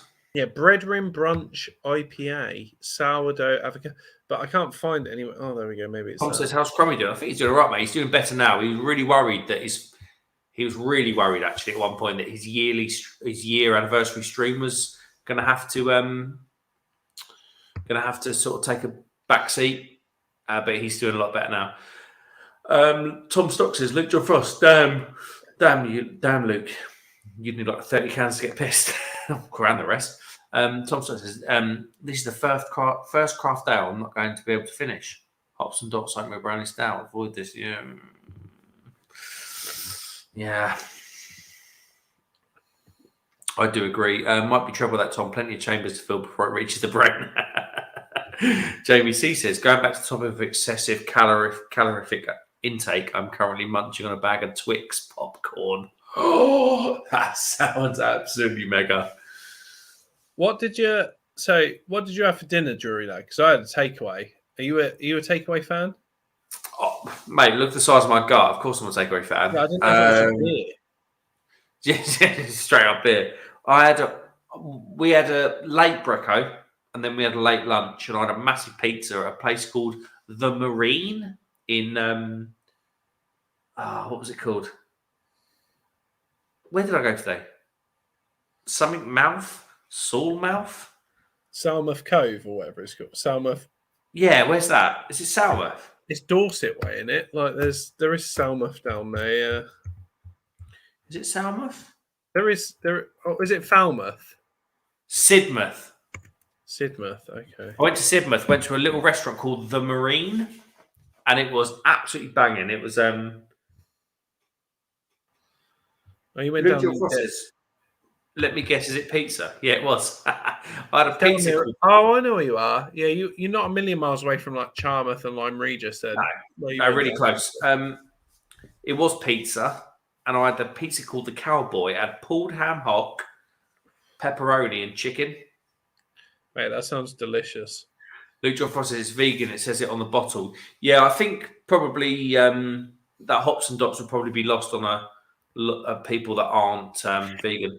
Luke says, Jamie C, I've had a chicken parmo, which is delicacy on Teesside. 3,500 calories in every meal. You better go out for a run tomorrow, Luke. Tom Stott says, actually, I'm going to soldier on with the brownie stout. Maybe it'll pair well with the popcorn. You never know. Luke John Frost says pizza. It was. Every little helps, Tom. Yeah, exactly that. What did you have for dinner then, Jim, if you had a takeaway?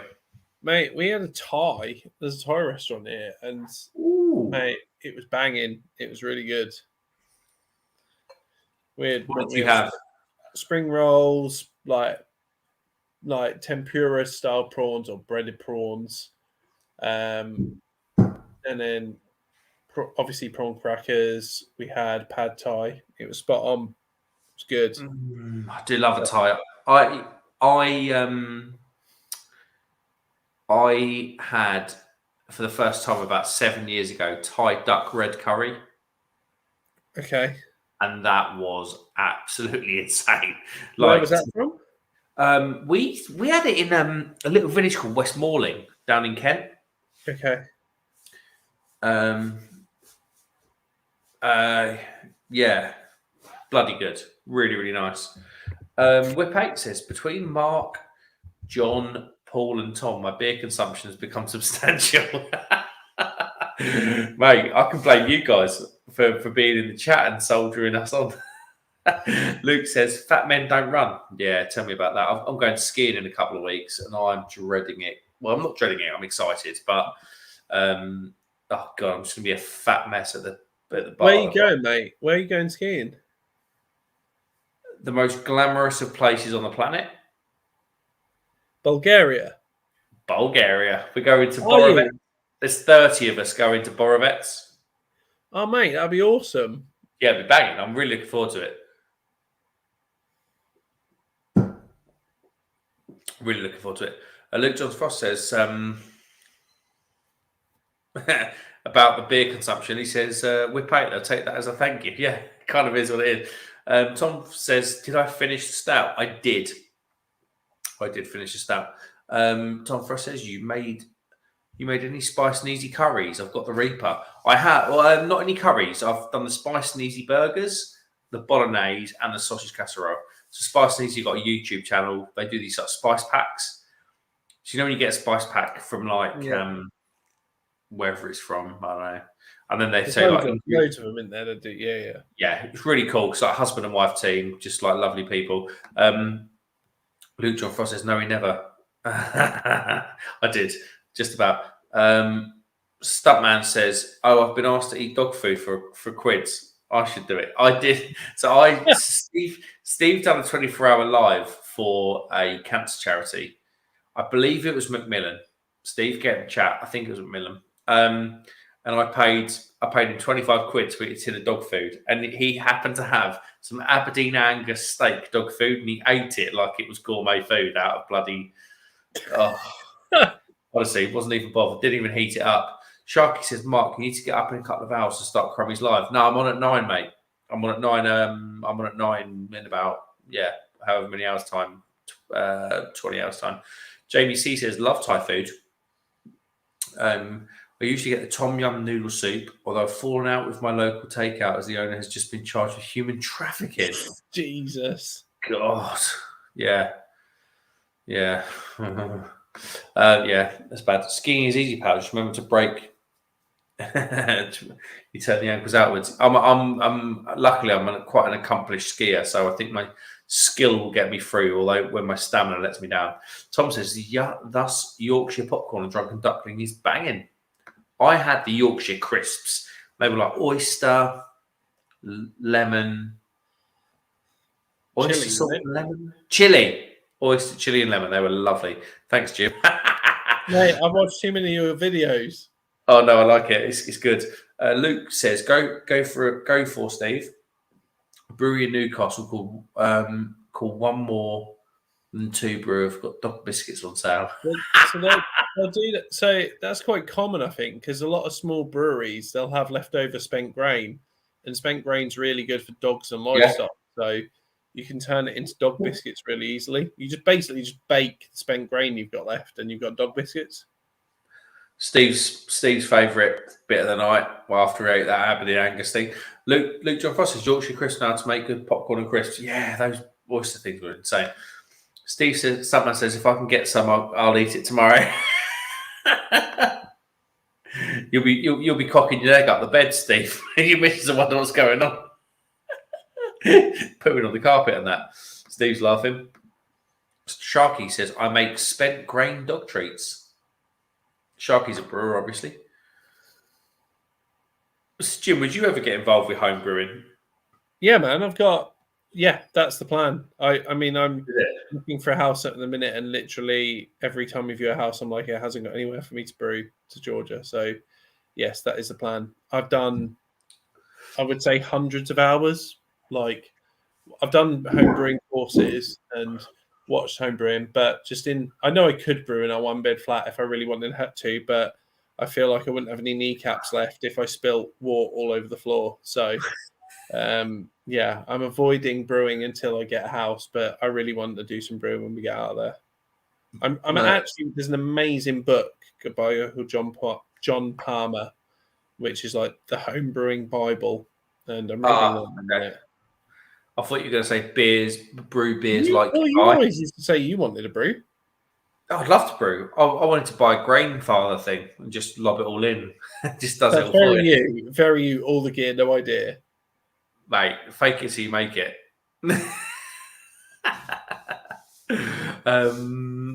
Jamie says, I bet Stuntman woofed it down. Someone says barking mad. Luke John Frost, I'm also opening up a pet shop, Steve. Let me know how they are and I'll stock them. Stuntman says, for F's sake, Mark, I want money for it. Yeah, you always do, you cheeky bugger. But yeah, you always do it for good causes, so that's good. Luke John Frost says, Sharky on Crummy's Live? Surely not. Shark, you on Crummy's Live tomorrow? Yeah, so we're going to be on together. I missed that comment. Sorry, mate. Sharky says, Stuntman Steve, you're doing it for free. He will do, mate. He says, yes, I am, Luke Frost. There we go. On the grand finale. So people that don't know, the Crummy Beard is doing a 12-hour live stream tomorrow, from midday till midnight, because it's his year's anniversary. I'm on from 9 till 12. I think Paul's Beer Reviews is doing the early shift, like 3 till 6. And I think John from Lords is doing 6 till 9 or something. But yeah, log in, support Crumb. I know he's really excited about it. He's had a rotten week with a cold. So, yeah. And Luke John Frost says, I might have to watch the next door neighbour's cat take a in my garden. Travis says, I do agree. I do a great grandfather stout, 6.4% ABV, and a Morgan's Australian lager with pride of Ringwood hops. Is that you brewing, Trav? I didn't know you brewed. Sounds like it is from that comment, doesn't it? Oh, this pale was the best out of the two of the Tapstone. I could tell you guys weren't that impressed by the one that was called Big Hops. I don't know. It's that one. I do. Tom, tell to me about the Soma one. What? It's a pale ale. It's a juicy pale. I think the other one was good. It's just the description is misleading. Mate, they're a nano brewery getting run out of a shed, right? Like all the things we spoke literally about. Half an industrial unit, and the can machines in there as well.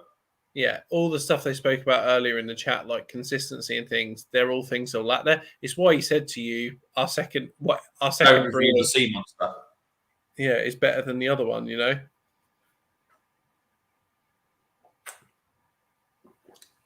It's highly carbonated. It's refreshing. It's tropical. A little bit of bitterness. It's just 4.6%. You could just get through so many of these. It's insane. Whip 8 says brewing a bag is a nice way to get started. With all grain, extract kits can be great as well. Yeah, but the extract kits like the pinter and stuff just don't interest me. So I think there's something so Whip 8's coming to really interesting. So brewing a bag is basically like what most all grain home brewing would be, because very few people have got like a 3 system setup or whatever. But like extract beers can taste really good. A lot of the time you can't tell the difference between an extract beer and a all grain beer. But Yeah. I bet, Jury Lad, if you got the choice, you'd always pick all grain over it, right? Oh mate, I want to do like pot pellet. I'm not going to muck about. I was like looking at that Grainfather thing where you buy you crush all your malt, you get a little malt grinder thing. I just wanted to go straight into it. Yeah, like so extract brewing is like, it's simple and basic, but I think it's got a bad rep unnecessarily amongst the beer community, because I think it's a Ponzi thing, isn't it? Like you can do good beer with it. At the end of the day, if the beer tastes good, how does it matter how it was made? True.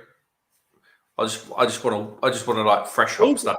All grain feels more. It's a bit like, it feels like more DIY. Like it feels like more authentic, I think. But yeah, that's fair. No, I do get it. Trevor says home brews, thumbs up. Fair play. Whip 8, he says I do the BIAB. What's the BIAB? Brewing a bag. So Grainfather is brewing a bag, Mark. Like Grainfather's basically brewing a basket. Brewing a bag, brewing a basket, the same thing. Okay, got you. Okay, which is why he's doing it. Luke says, I'm working till 2 p.m, so that means I drink. Staff get ignored and end up skin after paying them. All the joys of running a business. Well, yeah. Jamie C says, I dread to think how I'd look after a 12-hour live. Honestly, mate, Jamie, I've done some 5-hour lives and I've looked like... Mate, the last one of these I joined you at, you were battered. Oh, mate, absolutely done. Whip 8 says the hardest part of homebrewing is drinking 60 beers, so you have bottles. Yeah, no, tell me about that. Tom Stock says Iron Brew Sour by Vault City, absolutely incredible, best sour I've ever had. Well, they know their way around a sour, don't they? And I think the Iron Brew thing probably suits it quite well. Sharky says Whip 8, I keg my beers now. I rarely bottle. Tom Stock says, gone from the worst stout I've ever had to the best sour I've ever had. It's a roller coaster night. Luke says, I see the kits in Wilco's all the time, but I always stop myself. I'd rather just drink the stuff and let others make it for me. See, I'm the same. I'm a bit the same. Like, I want to do stuff. I want to brew beers that I'd love to drink rather than a lot of this like wort in the bottle sort of rubbish. And Tom Stock said, that is so freaking nice about his Iron Brew Sour. Sharky says, people have won awards from extract beers. Yeah, it seems a bit of a cheat code in the UK, Sharky. Luke's laughing at Tom. I wasn't a fan of Vault City Iron Brew. My 2 cans were uncarbonated and very sweet. Tom's loving this. Whip 8 says shotgun brewing keg is the way. I switched to corny kegs. It's a type of keg, basically saying that he was having a lot of bottle explosions or overcarbonation, I think. That was No, that's fair. Tom Stock says Luke thinks magnificent masterpiece. Wow, fair play. Whip 8. It's also easy to get the correct the carbonation level correct. That's what you're talking about, Jim. I love Iron Brew.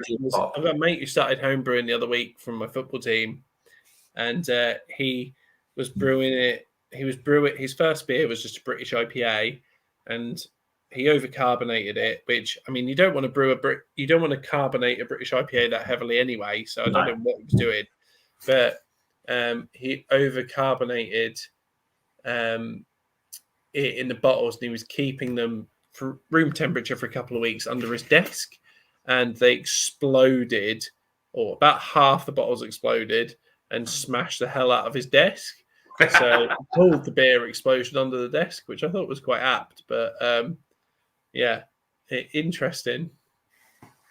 Right, Jim, I'm going to go for a wee. I'll take 25 seconds. You are lightning fast. That is true. The lads, fire your questions into Jim. If you want to, he's got a shredded wheat on the back of his head that he'll show you. A what? A shredded wheat? Are you wheat. on about my hair? No one's seeing that, mate. They're seeing my hideous face. It's not like this is much better. Right, we'll go for a wee. Right, what we got? So in the chat, we've got Whip 8. I love forced carbonating, no bottle explosions, just way too much washing before filling. So forced carbonate, is that pressure carbonation? Is that using CO2 to carbonate? And let us know a little bit about that. Travis is saying, check out Gez beer reviews. He's just brewed an English bitter and a Sierra Nevada clone, both all great. So I have to admit, I'm a right nerd for different YouTube channels relating to home brewing, like mainly American ones, weirdly, for me at the minute. I watch a lot of Clawhammer. I watch a lot of Flora Brewing and Homebrew Challenge and stuff. I think actually we're really lucky at the minute. There's a lot of good homebrew videos on YouTube. So, it's a good space to be. Tom Stocks has said, hands, face, space. And Lucas said, I've had cans explode in the fridge at the shop. Then they look at me as if I'm at fault. Mate, as a bottle shop owner, that has got to be annoying. I was out for work drinks the other day at King's Cross, in King's Cross Renaissance or St Pancras Renaissance, whatever the massive hotel is, like the big posh one. We had a work event in there, and we're at a bar next to it, and it was about £8 or £9 a beer. It was ludicrous, and they had there's a brewery near me, but they had in stock there called Red Church, which is a Harlow-based brewery, and they do a stout called a Hoxton Stout, which is actually really good. It's really roasty and stuff, but it's quite overly hopped, so it's like a tropical stout. It's got kind of quite hoppy British hop flavors, quite spicy, and some flavors in there, but it's quite smooth and thick and silky like any other stout. And they served me one which wasn't overly hopped at all. It was overly carbonated at all. It was the opposite. They served me this beer and it was flat as anything, and we complained and they gave it back. But I was like, I wasn't blaming them. I said, I know as a customer, this isn't your fault. This is the brewery. I was like, it's just been poorly carbonated. But I can imagine for you, stuck in the middle, going to the brewery and going, this is carbonated badly. They're not going to listen. So, mate, that must be frustrating. I can get that. We're at Luke's comment at 12:44 mark. Thank you, mate. So it's I have cans explode in the fridge in the shop. Yeah, they should be returnable, I think, mate. That's a quality issue on their part, I think. Sharky says, whip out. I usually put the bottle in dishwater. Yes, it's CO2. He said, yes, there are a lot of homebrew channels here in the USA. Yeah, but there's only one homebrew channel people need to worry about, mate. Luke John Frost says, if Mark reads this, he didn't wash his hands. Feel free to Ewok. I actually did. So F you, Luke. Honestly, dropping Mark in it here, but when we used to play PlayStation with Mark, it'd be about this time. He'd been on someone else's live stream and he'd come online, and we'd be in the middle of a really intense game and he'd go, oh my God, I need a wee. And then 20 seconds later, literally 20 seconds, he'd be back. And I was like, there is no way you have gone for a wee and washed your hands and come back in that time. So I don't know what you did. I don't know if you might have weed in a bin. I don't know.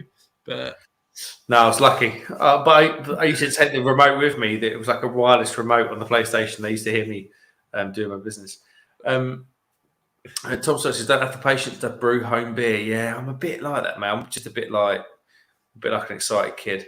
Sharky says, Luke John Frost, do Ewoks even take a bath? Don't need to, mate. The fur's too thick. Um, 45 seconds, including the journey. Nah, it's longer than that, Tom Stock, surely. Sharky says, Tom Stocks, you learn patience. Yes, funny you should say that because Lawrence, Twisted Hops, obviously he brewed his own beer and he had a hammock in his garage. It was all tied up to the ceiling, but yeah, I was like, yeah, that's patience. Excuse me. Jack Bannon says, anyone here had Half Acres Daisy Cutter Pale? Not me. I don't think I have, but that Daisy Cutter Pale rings a bell. But whether it or not, I've had it or not. Daisy Cutter Pale.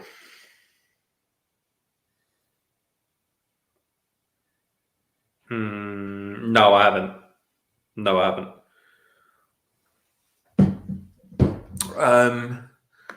Luke John Frost says, are they complaining about the way we store them when they do a bad beer? Customers see the bottle shop as bad, not the brewery.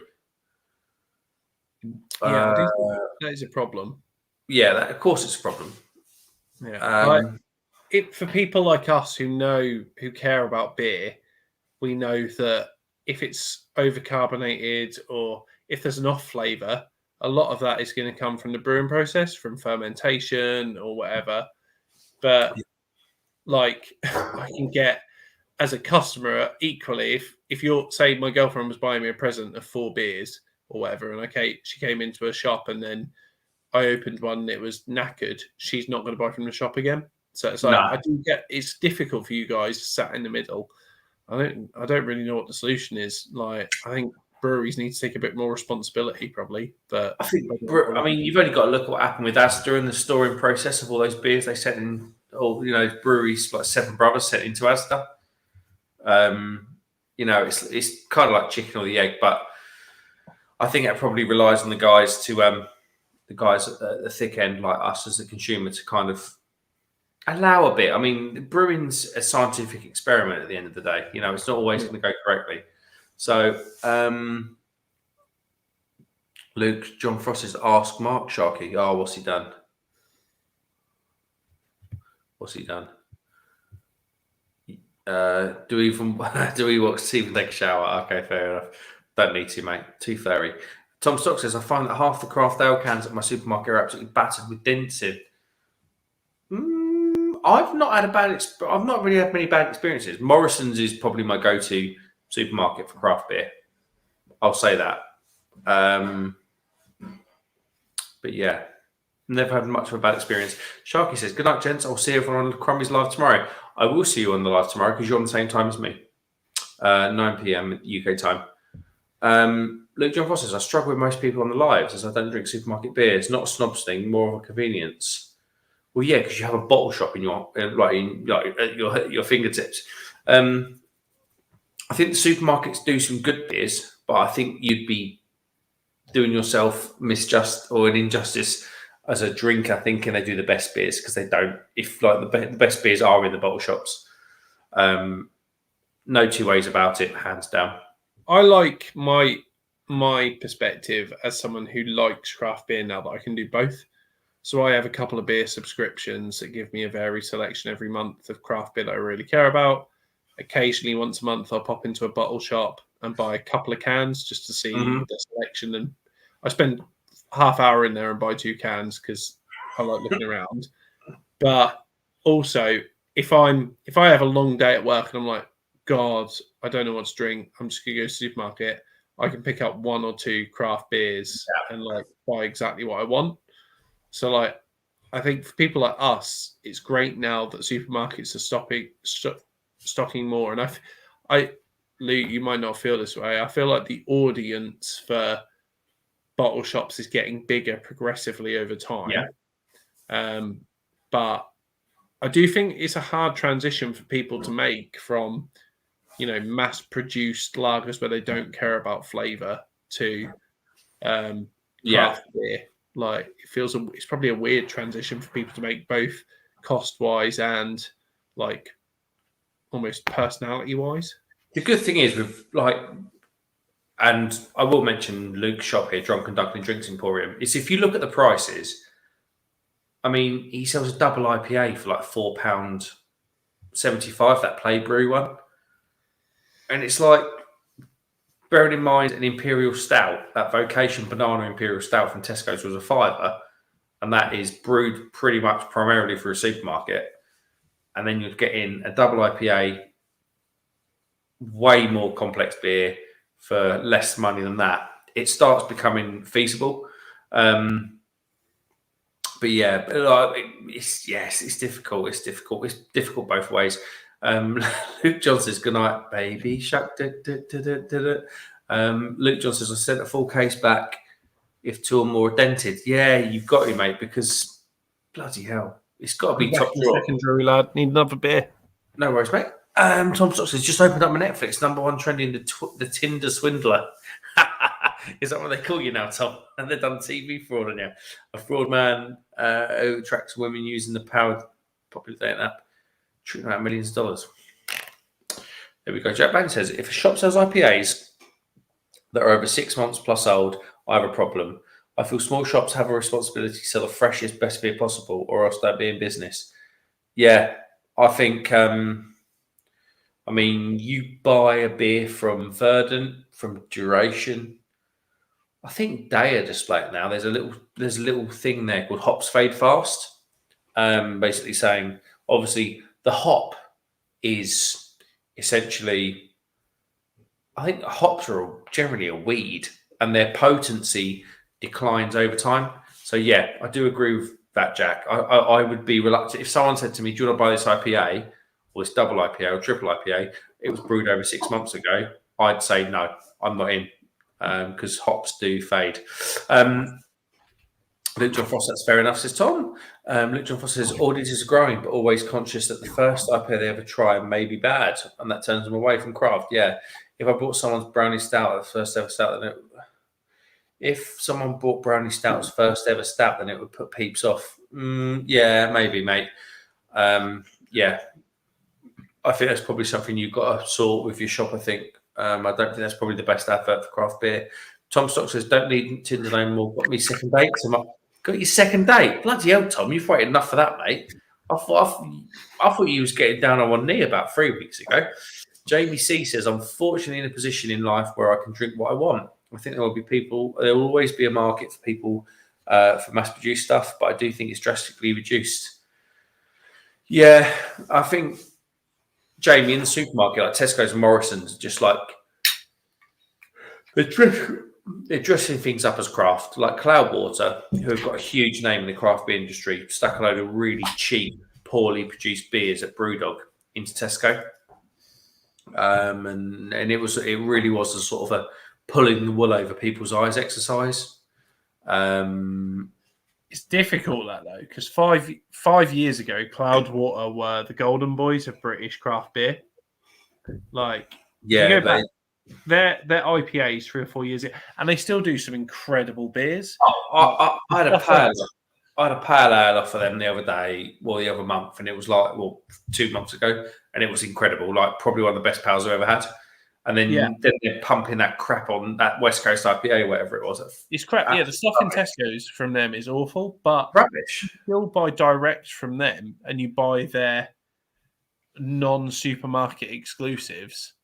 They're class, and so it's weird. It's I just have a problem with the brand at that point. It's like, what are you trying to do? Are you trying to be craft, or are you trying to pull the wool over people's eyes for a quick buck? You feel they've sold their soul. Well, they have.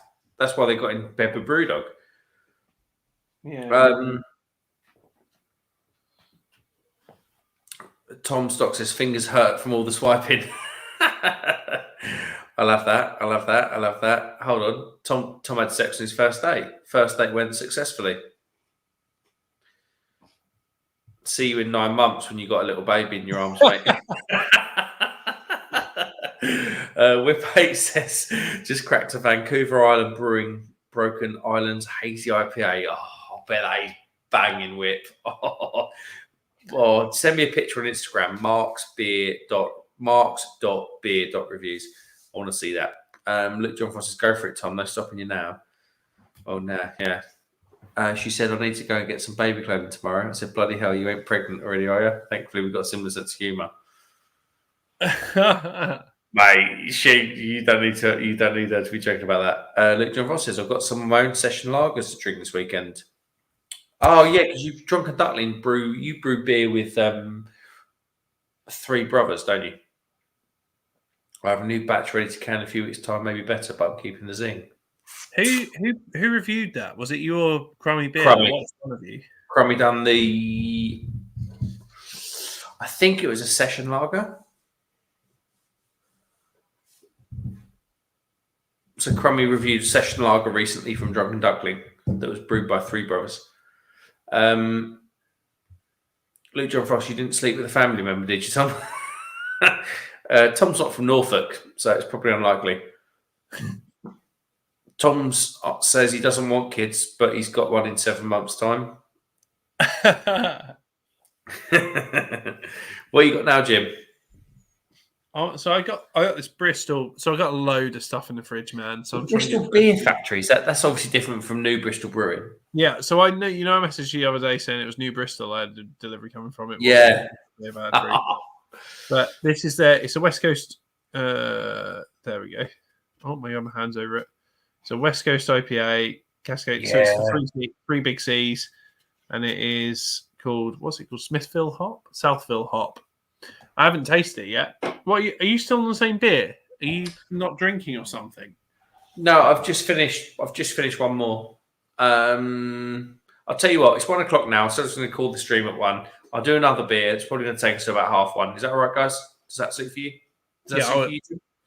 I mean, I was starting to think you were turned into an old woman on me.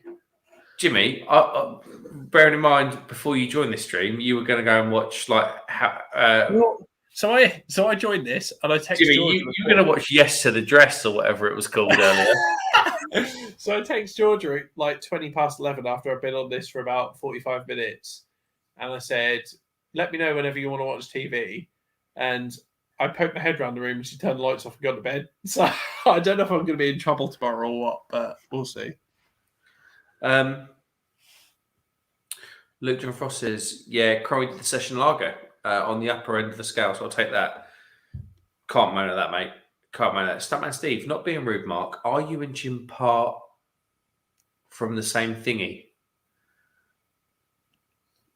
Does this mean parents? Oh, probably, mate.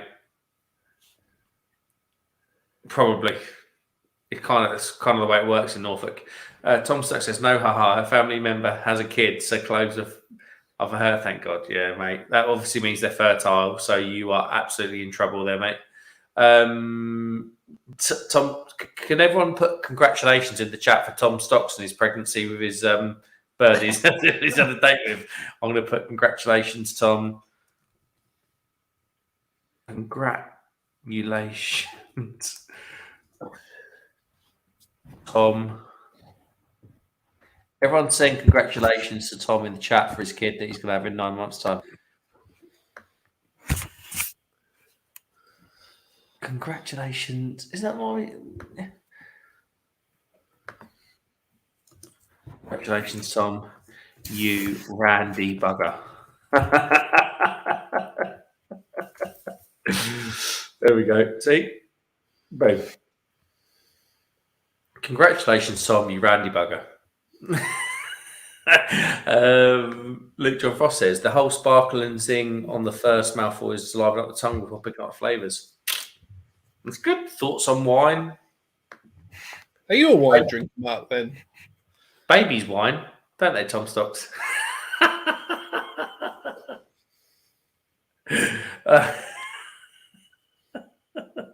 I don't drink wine. I had a good... If Trav's still in the chat, I had a good wine tour around Hunter Valley in Australia. But yeah, Luke John Frost is Round Table. Hey, if you're a young man, go onto the Round Table website and find your local Round Table. Tom Stock says, mate. Jamie says, congratulations, Tom. He says, Shane getting pregnant. And Mark's beer review says, congratulations, Tom, you bugger. All the best, Tom. I'm going to start wrapping it up now. Oh, you didn't even wrap it up, mate. We've all been there, Drury lad. I'd have to say, I'm an idiot of the highest order, but I was always safe in that respect. Luke John Frost, congratulations, Tom. He, she, it, whatever they want to be known as adorable. Tactical pullout, all good. Oh, yeah, but you got to worry about the old pre-cum, haven't you? Right. On that note, Jimmy, can you talk them through? Is that a Westie? Yeah, but it is, mate. All the comments can be about your pre-cum. Can we not talk about that? That's not what I want to chat about. Tom Stocks is laughing. Right, I'm going to get another beer. I'm going to. I think I've. Are you gonna stick to the same brewery? Or are you gonna change it up? Probably stick to the same because I bought 12 beers from them. You boring bastard. Yeah, I know, but yeah. So, Luke's put about the about why Round Tables organise a beer festival. Why do Round Tables organise beer festival to raise money, my mate? Because they're groups of men doing stuff for charity, and all they know about is beer. Yeah. So the only way they can raise money is by giving people beer. Hold on. This is from a bloke that owns a fucking bottle shop in Stockton. Luke, mate, what I would say is you do an incredible job. Like, I know I haven't been to the Harleston Beer Fest yet, but from what I hear and see, you do an incredible job organising it. Like, kudos where it's at. Like, you do a good job with it, and especially alongside I know Mark spends 9 hours a day on YouTube, but he is also up early fixing people's lights and primarily working in a school, making sure they've got, well, knowing the area we live in, got like infrared lights so no one can do heroin in the school changing rooms and stuff. So, yeah, like you do what, and then you do that on top of it, and the Round Table does do a lot of good stuff as well. You did all that stuff with the veterans or whatever, that veteran last year, which was nice to hear about. No, if you're young and you're in, actually Round Tables around the world. If you're Jamie C, there's a Round Table in New York. If you're a young man and you want to get out for socials and do a bit for your local community, search up your local Round Table. I've been a member for 4 years. I think it's absolutely banging. It's not Masonic or anything or like that. Tom Stocks is just generally laughing, probably because he's laughing his tears down the drain as he sells his really nice car for a Kia Sorrento to tow the family around in. So I'm going to go and grab a beer. It's your show, Jim. Cheers, mate. I'll make small talk with the chat. So what have we got? So Mark somehow put it down to the bottom, which is Tom laughing. But what else have we got? Which topics? Midlife crisis. Someone put something in the chat community. Or should do a YouTuber community meetup. So speaking on Mark's behalf here, I think he would love that.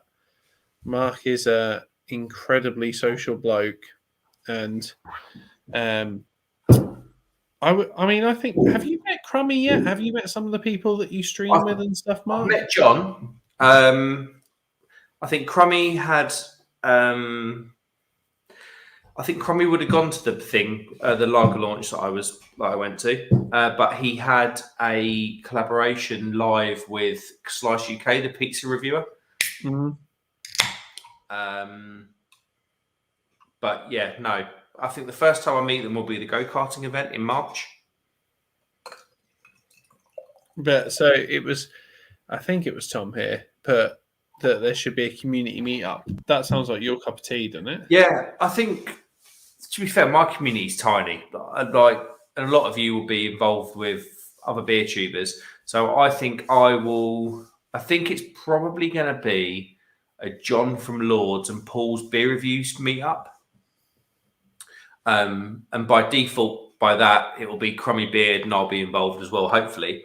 I think we're going to do it in Leeds, and we just need to, I say we need to, I need to speak to the lads and see if they're up for it, and get a date. And Luke John Frost says, excellent idea, Tom. Some of us are at BeerX. Yeah, I'm at BeerX as well. I'll meet you there. Oh, man, but he's put Brew London. I'm going to go Brew London. Brew London looks sick as hell.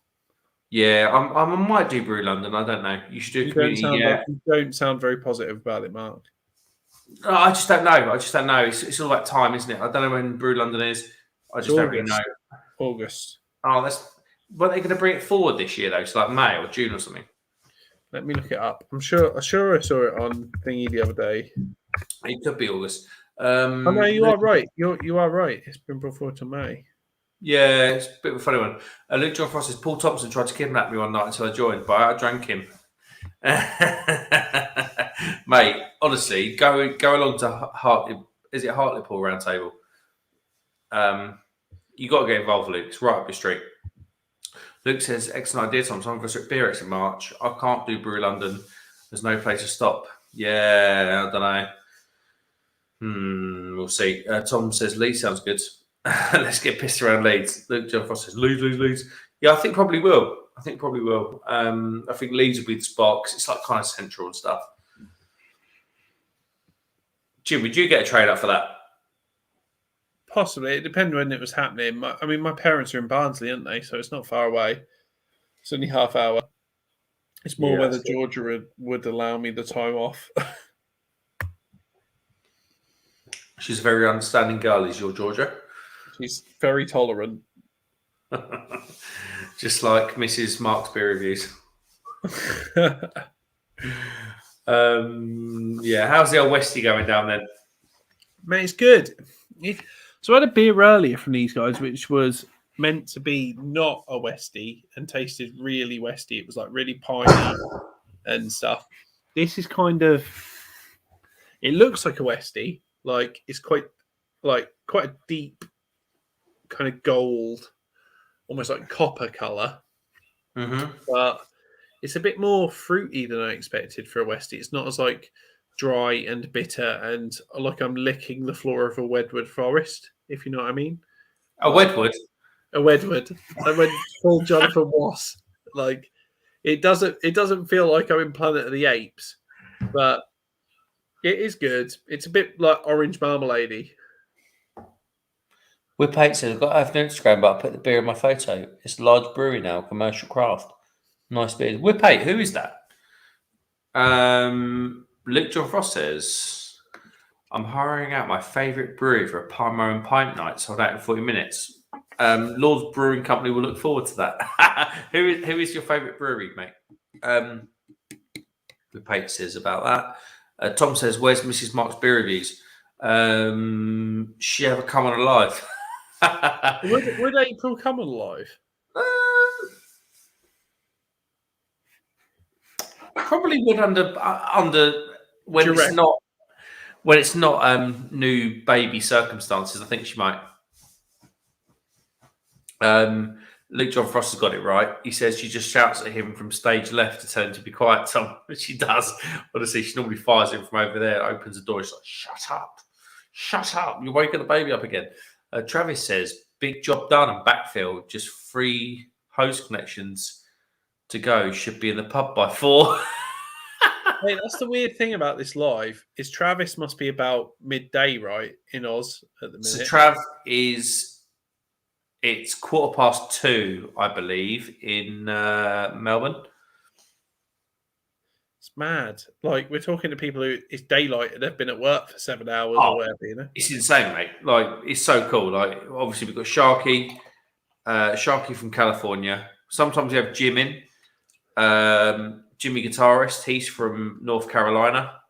I mean, Luke John Frost is foreign, he's from Middlesbrough. But like, yeah, it's like literally is all over the world. Like, look at the sediment in their glass. Can you see that? Hold on, mate. That's really hazy, though. I can't see a thing. I don't think I did this justice early on. So which one's that? That's the hop, the big hop one. Yeah, it's very good. I'm so impressed. I mean, for £2.40 a bloody can. I mean, come on.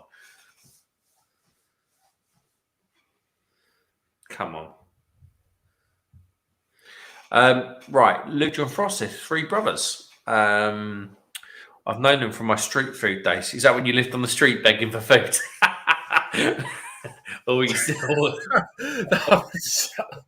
Oh, I gave them samosas. Oh, it's the other way around. Tom Stocks is laughing generally. Luke John Frost says, and they gave me free beer. Travis is an hour behind. Okay, sorry, I thought you were 13. 12:15, we're 11 hours ahead of the UK. Trav, you are going to be in. Travis is halfway through his working day, right? Travis has just nearly completed his working day. He won't be working for that much longer. Jamie says 8:12 here in New York. Yeah, I thought you were 6. Must be 5 now. Tom Stock says, I love the description on the can. This iron brew sour will make you feel more Scottish than Billy Connolly watching Braveheart. Luke John Frost says, I used to do all-day breakfast samosas. Sunday roast. Oh, they sound good. They also James says, Trav, are you in Western Australia? He was, Jamie. He's from Western Australia, but he lives in Melbourne now, or near Melbourne, out east. Luke John Frost is foreign, you cheeky bastards. Oh, Tom Stock says 1:14 a.m. here. Tom, I know it is because you live in England. I've got to be up for 8 to get ready. Oh, what you? Is it a morning date now? A morning date, yeah. You're going to go for brunch. Breakfast date. No weekend laying. Well, it isn't when you get getting busy. Luke John Frost says, I own my street, literally. I am the only house on the street. He got a fishing boat docked up, moored up on the dock. Tom Stocks is laughing. Oh, look at that sediment. Look at that sediment. Can you see? Mate, I'm not going to lie. I can see that? see it. Yeah. Look at that. It does look a fantastic beer. I didn't do it justice early. I think that the big hop thing's a big thing, but I think it's probably... You can tell they're small scale. It's all like can conditioned. It's all, like you said, they've got a canning machine, so it sounds like it's all hand canned. Like they're doing it all manually by the sound of things. No, it's a very nice beer. Just when you see big hop, you think it's going to be... I think it's the hops are big rather than the beer being big hopped or largely hopped, if you know what I mean. What you mean is in the flavours from the hops are big rather than... The hops themselves are like big hops. So we're thrilled you're holding our hazy lupulin-laden hop wire, a fully loaded pail bursting with bright citrus and tropical fruit flavours. Yep. Does it break down what hops are in it? It does. A clean and fresh malt base lets you ride through a mosaic of hop alchemy, from the dank to the juicy to the floral, showcasing the absolute best a hop yard has to offer. Oh God, it's very nice. I can't fault for £2.40 a can. I mean, fuck me, you couldn't fault that. There's something nice about supporting a nano brewery like that, right? I'll tell you what. I walked in and I don't ever ask. I don't ever say I've got a YouTube channel. Did you look for it though? How did you find this place? You went looking for them. You Googled if they had a brewery in the town. I Googled breweries, it's really good on Google Maps. You can breweries, and then there's a little button say search this area. Yeah, no, I know it. I use it all the time. I kind of went around and had to search this area, I searched this area loads of times, and I found this place. That's cool. So when you got there, so it's like half a unit. Were they in there? Were they brewing at the time? What was going on? No, they weren't brewing. So I walked in. There were 2 guys that had just walked in ahead of me. They were really nice lads, actually. I think they were just customers, like normal, just getting a beer at 12:15 on a Friday. And the guy behind, he was wearing his Tapstone hoodie. And we just had a little chat, and he was like, "Where are you from?" And I was like, "Oh, I'm from Halston, so ampersand, duration, Burnt Mill were near me." And we were just chatting away, and just really nice people. That's cool. I'm literally looking them up at the minute to see what's going on. Honestly, I would I'd get on it. Don't order the Sea Monster because I think they will I think the sea monster's about to take a different form, and they were really excited about it. Luke John Frost says, I'm working at 6:15, Tom. Who needs sleep? Yeah, we're making the most of it. Meeting early. Damn, 6:15. Sediment looks like shot from a nappy to a grown man. Yeah, but when you learn about it, you know its flavour. Tom Stock says, I hate working up early. I do a lot of my packaging for my business on the evening. Luke John Frost says, whilst getting abuse off Mark, I've sent emails, placed orders, and now resetting the payment system with a new stock ready for tomorrow. Oh, big drop on Drunken Duckling. Tom's much more productive than me. Earlier today, I packaged 30 products, sent them to post office, and got a haircut. Tom, I thought you. To be fair, Tom, I thought you were going bald, mate. I don't know if you were or not. I can't remember. Luke John Frost says, you don't need to be sober, but you just hope you get the right stuff. P.S. Don't order pet food when drunk. Oh dear me. We've got 9 people still in. Thanks very much for watching. Look at that sediment. It's I'm going to mix this beer. They said it makes me laugh when on the bottom of the can they say, "Don't mix the beer." Oh no! What's the most people you've had in one of your lives, Mark? We tipped over 35 a couple of weeks ago. It's been said, it's been around sort of between 8 and 15 all night. But I don't mind that. Like, I just do it as a hobby. Like, this is an absolute hobby. I don't look at this as like views and stuff like that. No, I get it. Like, when is there similarities when it's busy? What was significant about like you got 35? Probably, I would have probably had Tom, Paul, and Crummy on. So they bring audiences. They put it on their Instagrams and stuff. Because you have quite a few subscribers, like. Mate, it's going insanely well. Like, let me get it right. Like, I've got 253, I think. Luke just made me laugh in chat. Sorry. I've got 254 now. 254, mate. That's gone up 50 in a couple of weeks, though, right? Yeah, but I logged onto John's stream. John's stream last Saturday really helped with the Canadian guys and stuff. But are you paying for people to follow you? That's what my Instagram said. My Instagram, I had like 30 followers on Instagram, and they were like, "We're shutting your account down because you've been starting paying people." I was like, "Are you joking?" I was like, "They're not doing a very good job." So that's why your old account got shut down. Well, no, I think the other account got legitimately hacked. Yeah. But the thing is, I do this as a hobby. Like, I just love talking I love talking like this and stuff. It's not an ego massaging thing. It's not a money making thing. This is very you though. It's very you love the round table. You love talking to people about shit and drinking beer, which is what you do on this channel. So I can understand why you do it.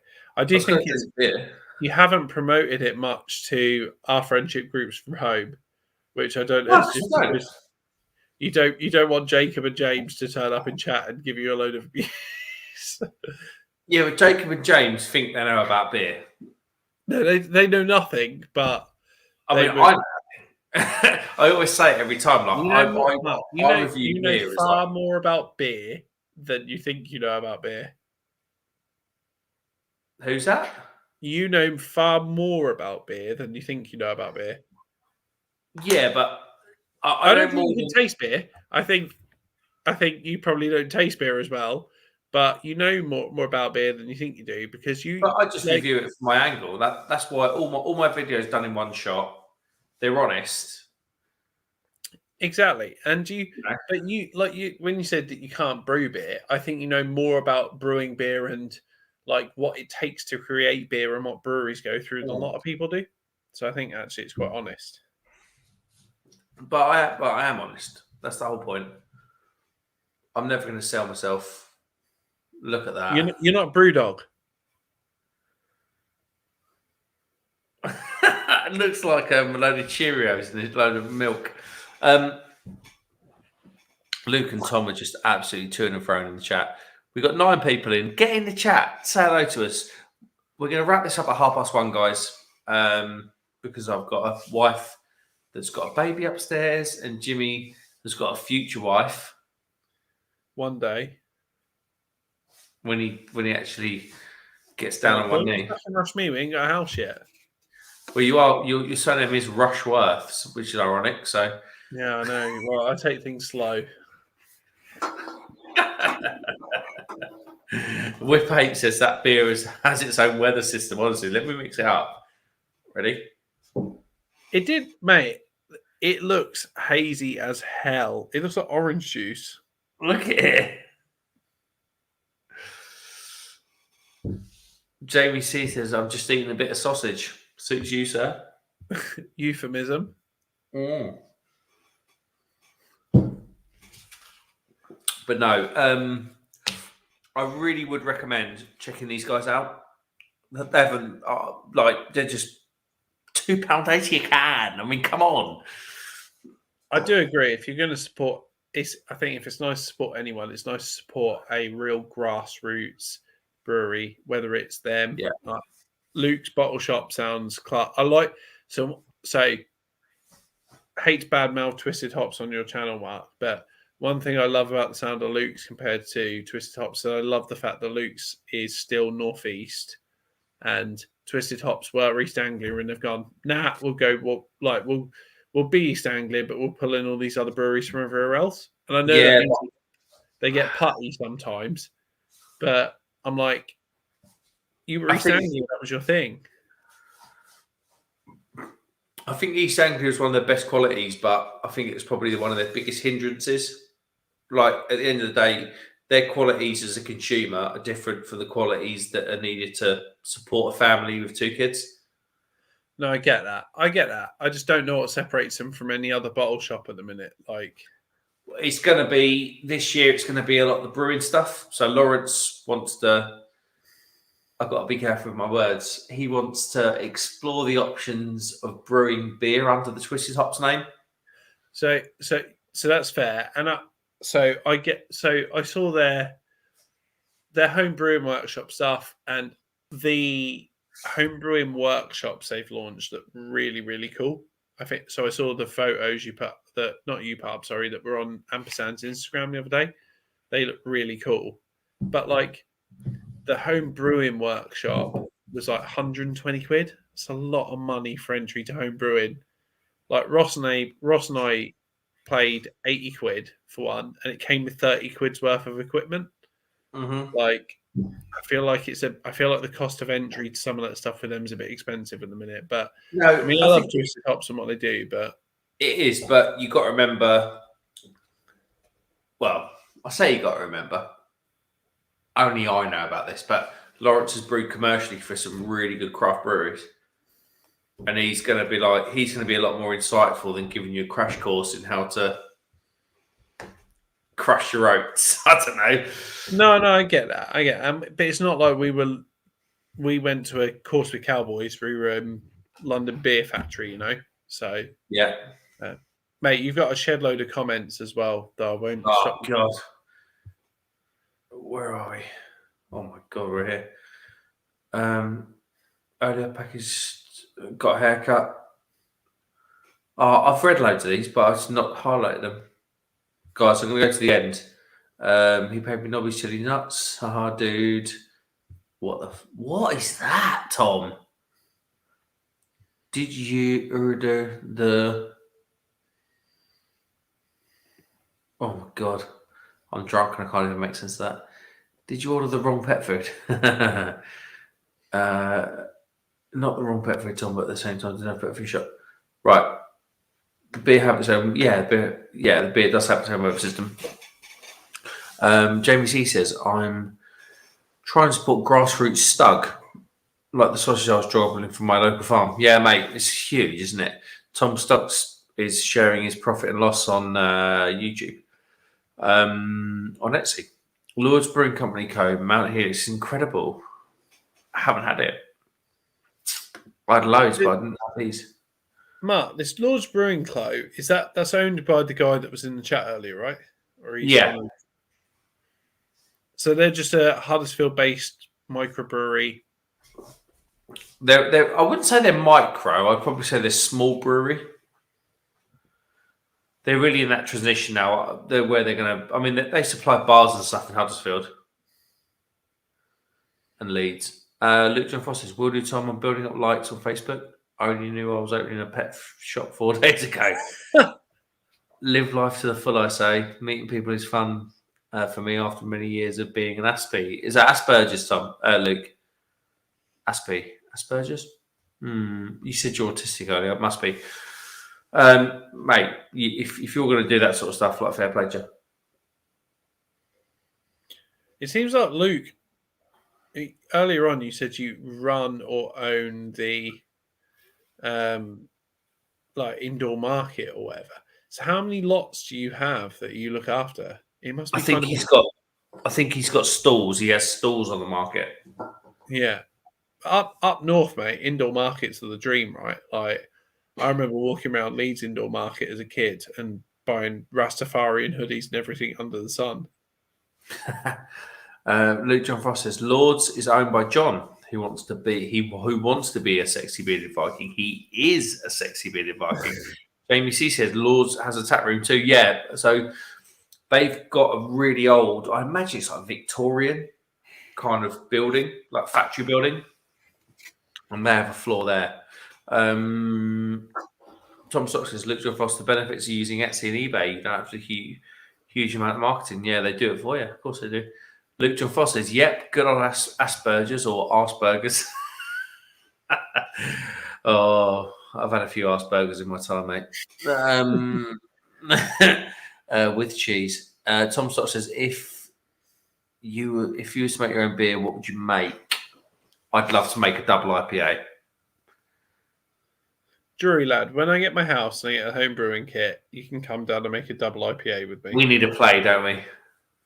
So, yeah, if I planned endlessly, Tom, what different beers I am going to. I'm determined, but what I would make, and they are very variable. But probably my first beer is going to be just a traditional British pale or a British IPA. But there are some out there beers that I want to make eventually. There we go. Luke John Foster's high 5 in total. With the cafe, I also have all the seating and open space. Naughty Tom Stock says we need a play. Yeah, we'll have a play in the garage and then we'll brew some beer. Right, everybody, it's 1:31. I need to get to bed because I'm technically on holiday and I've had 3 hours and 31 minutes away from the wife and the kids.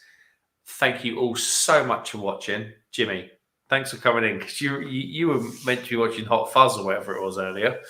I was. Georgia went to bed though, so I was scot-free. There we go. Yeah, thanks for watching, guys.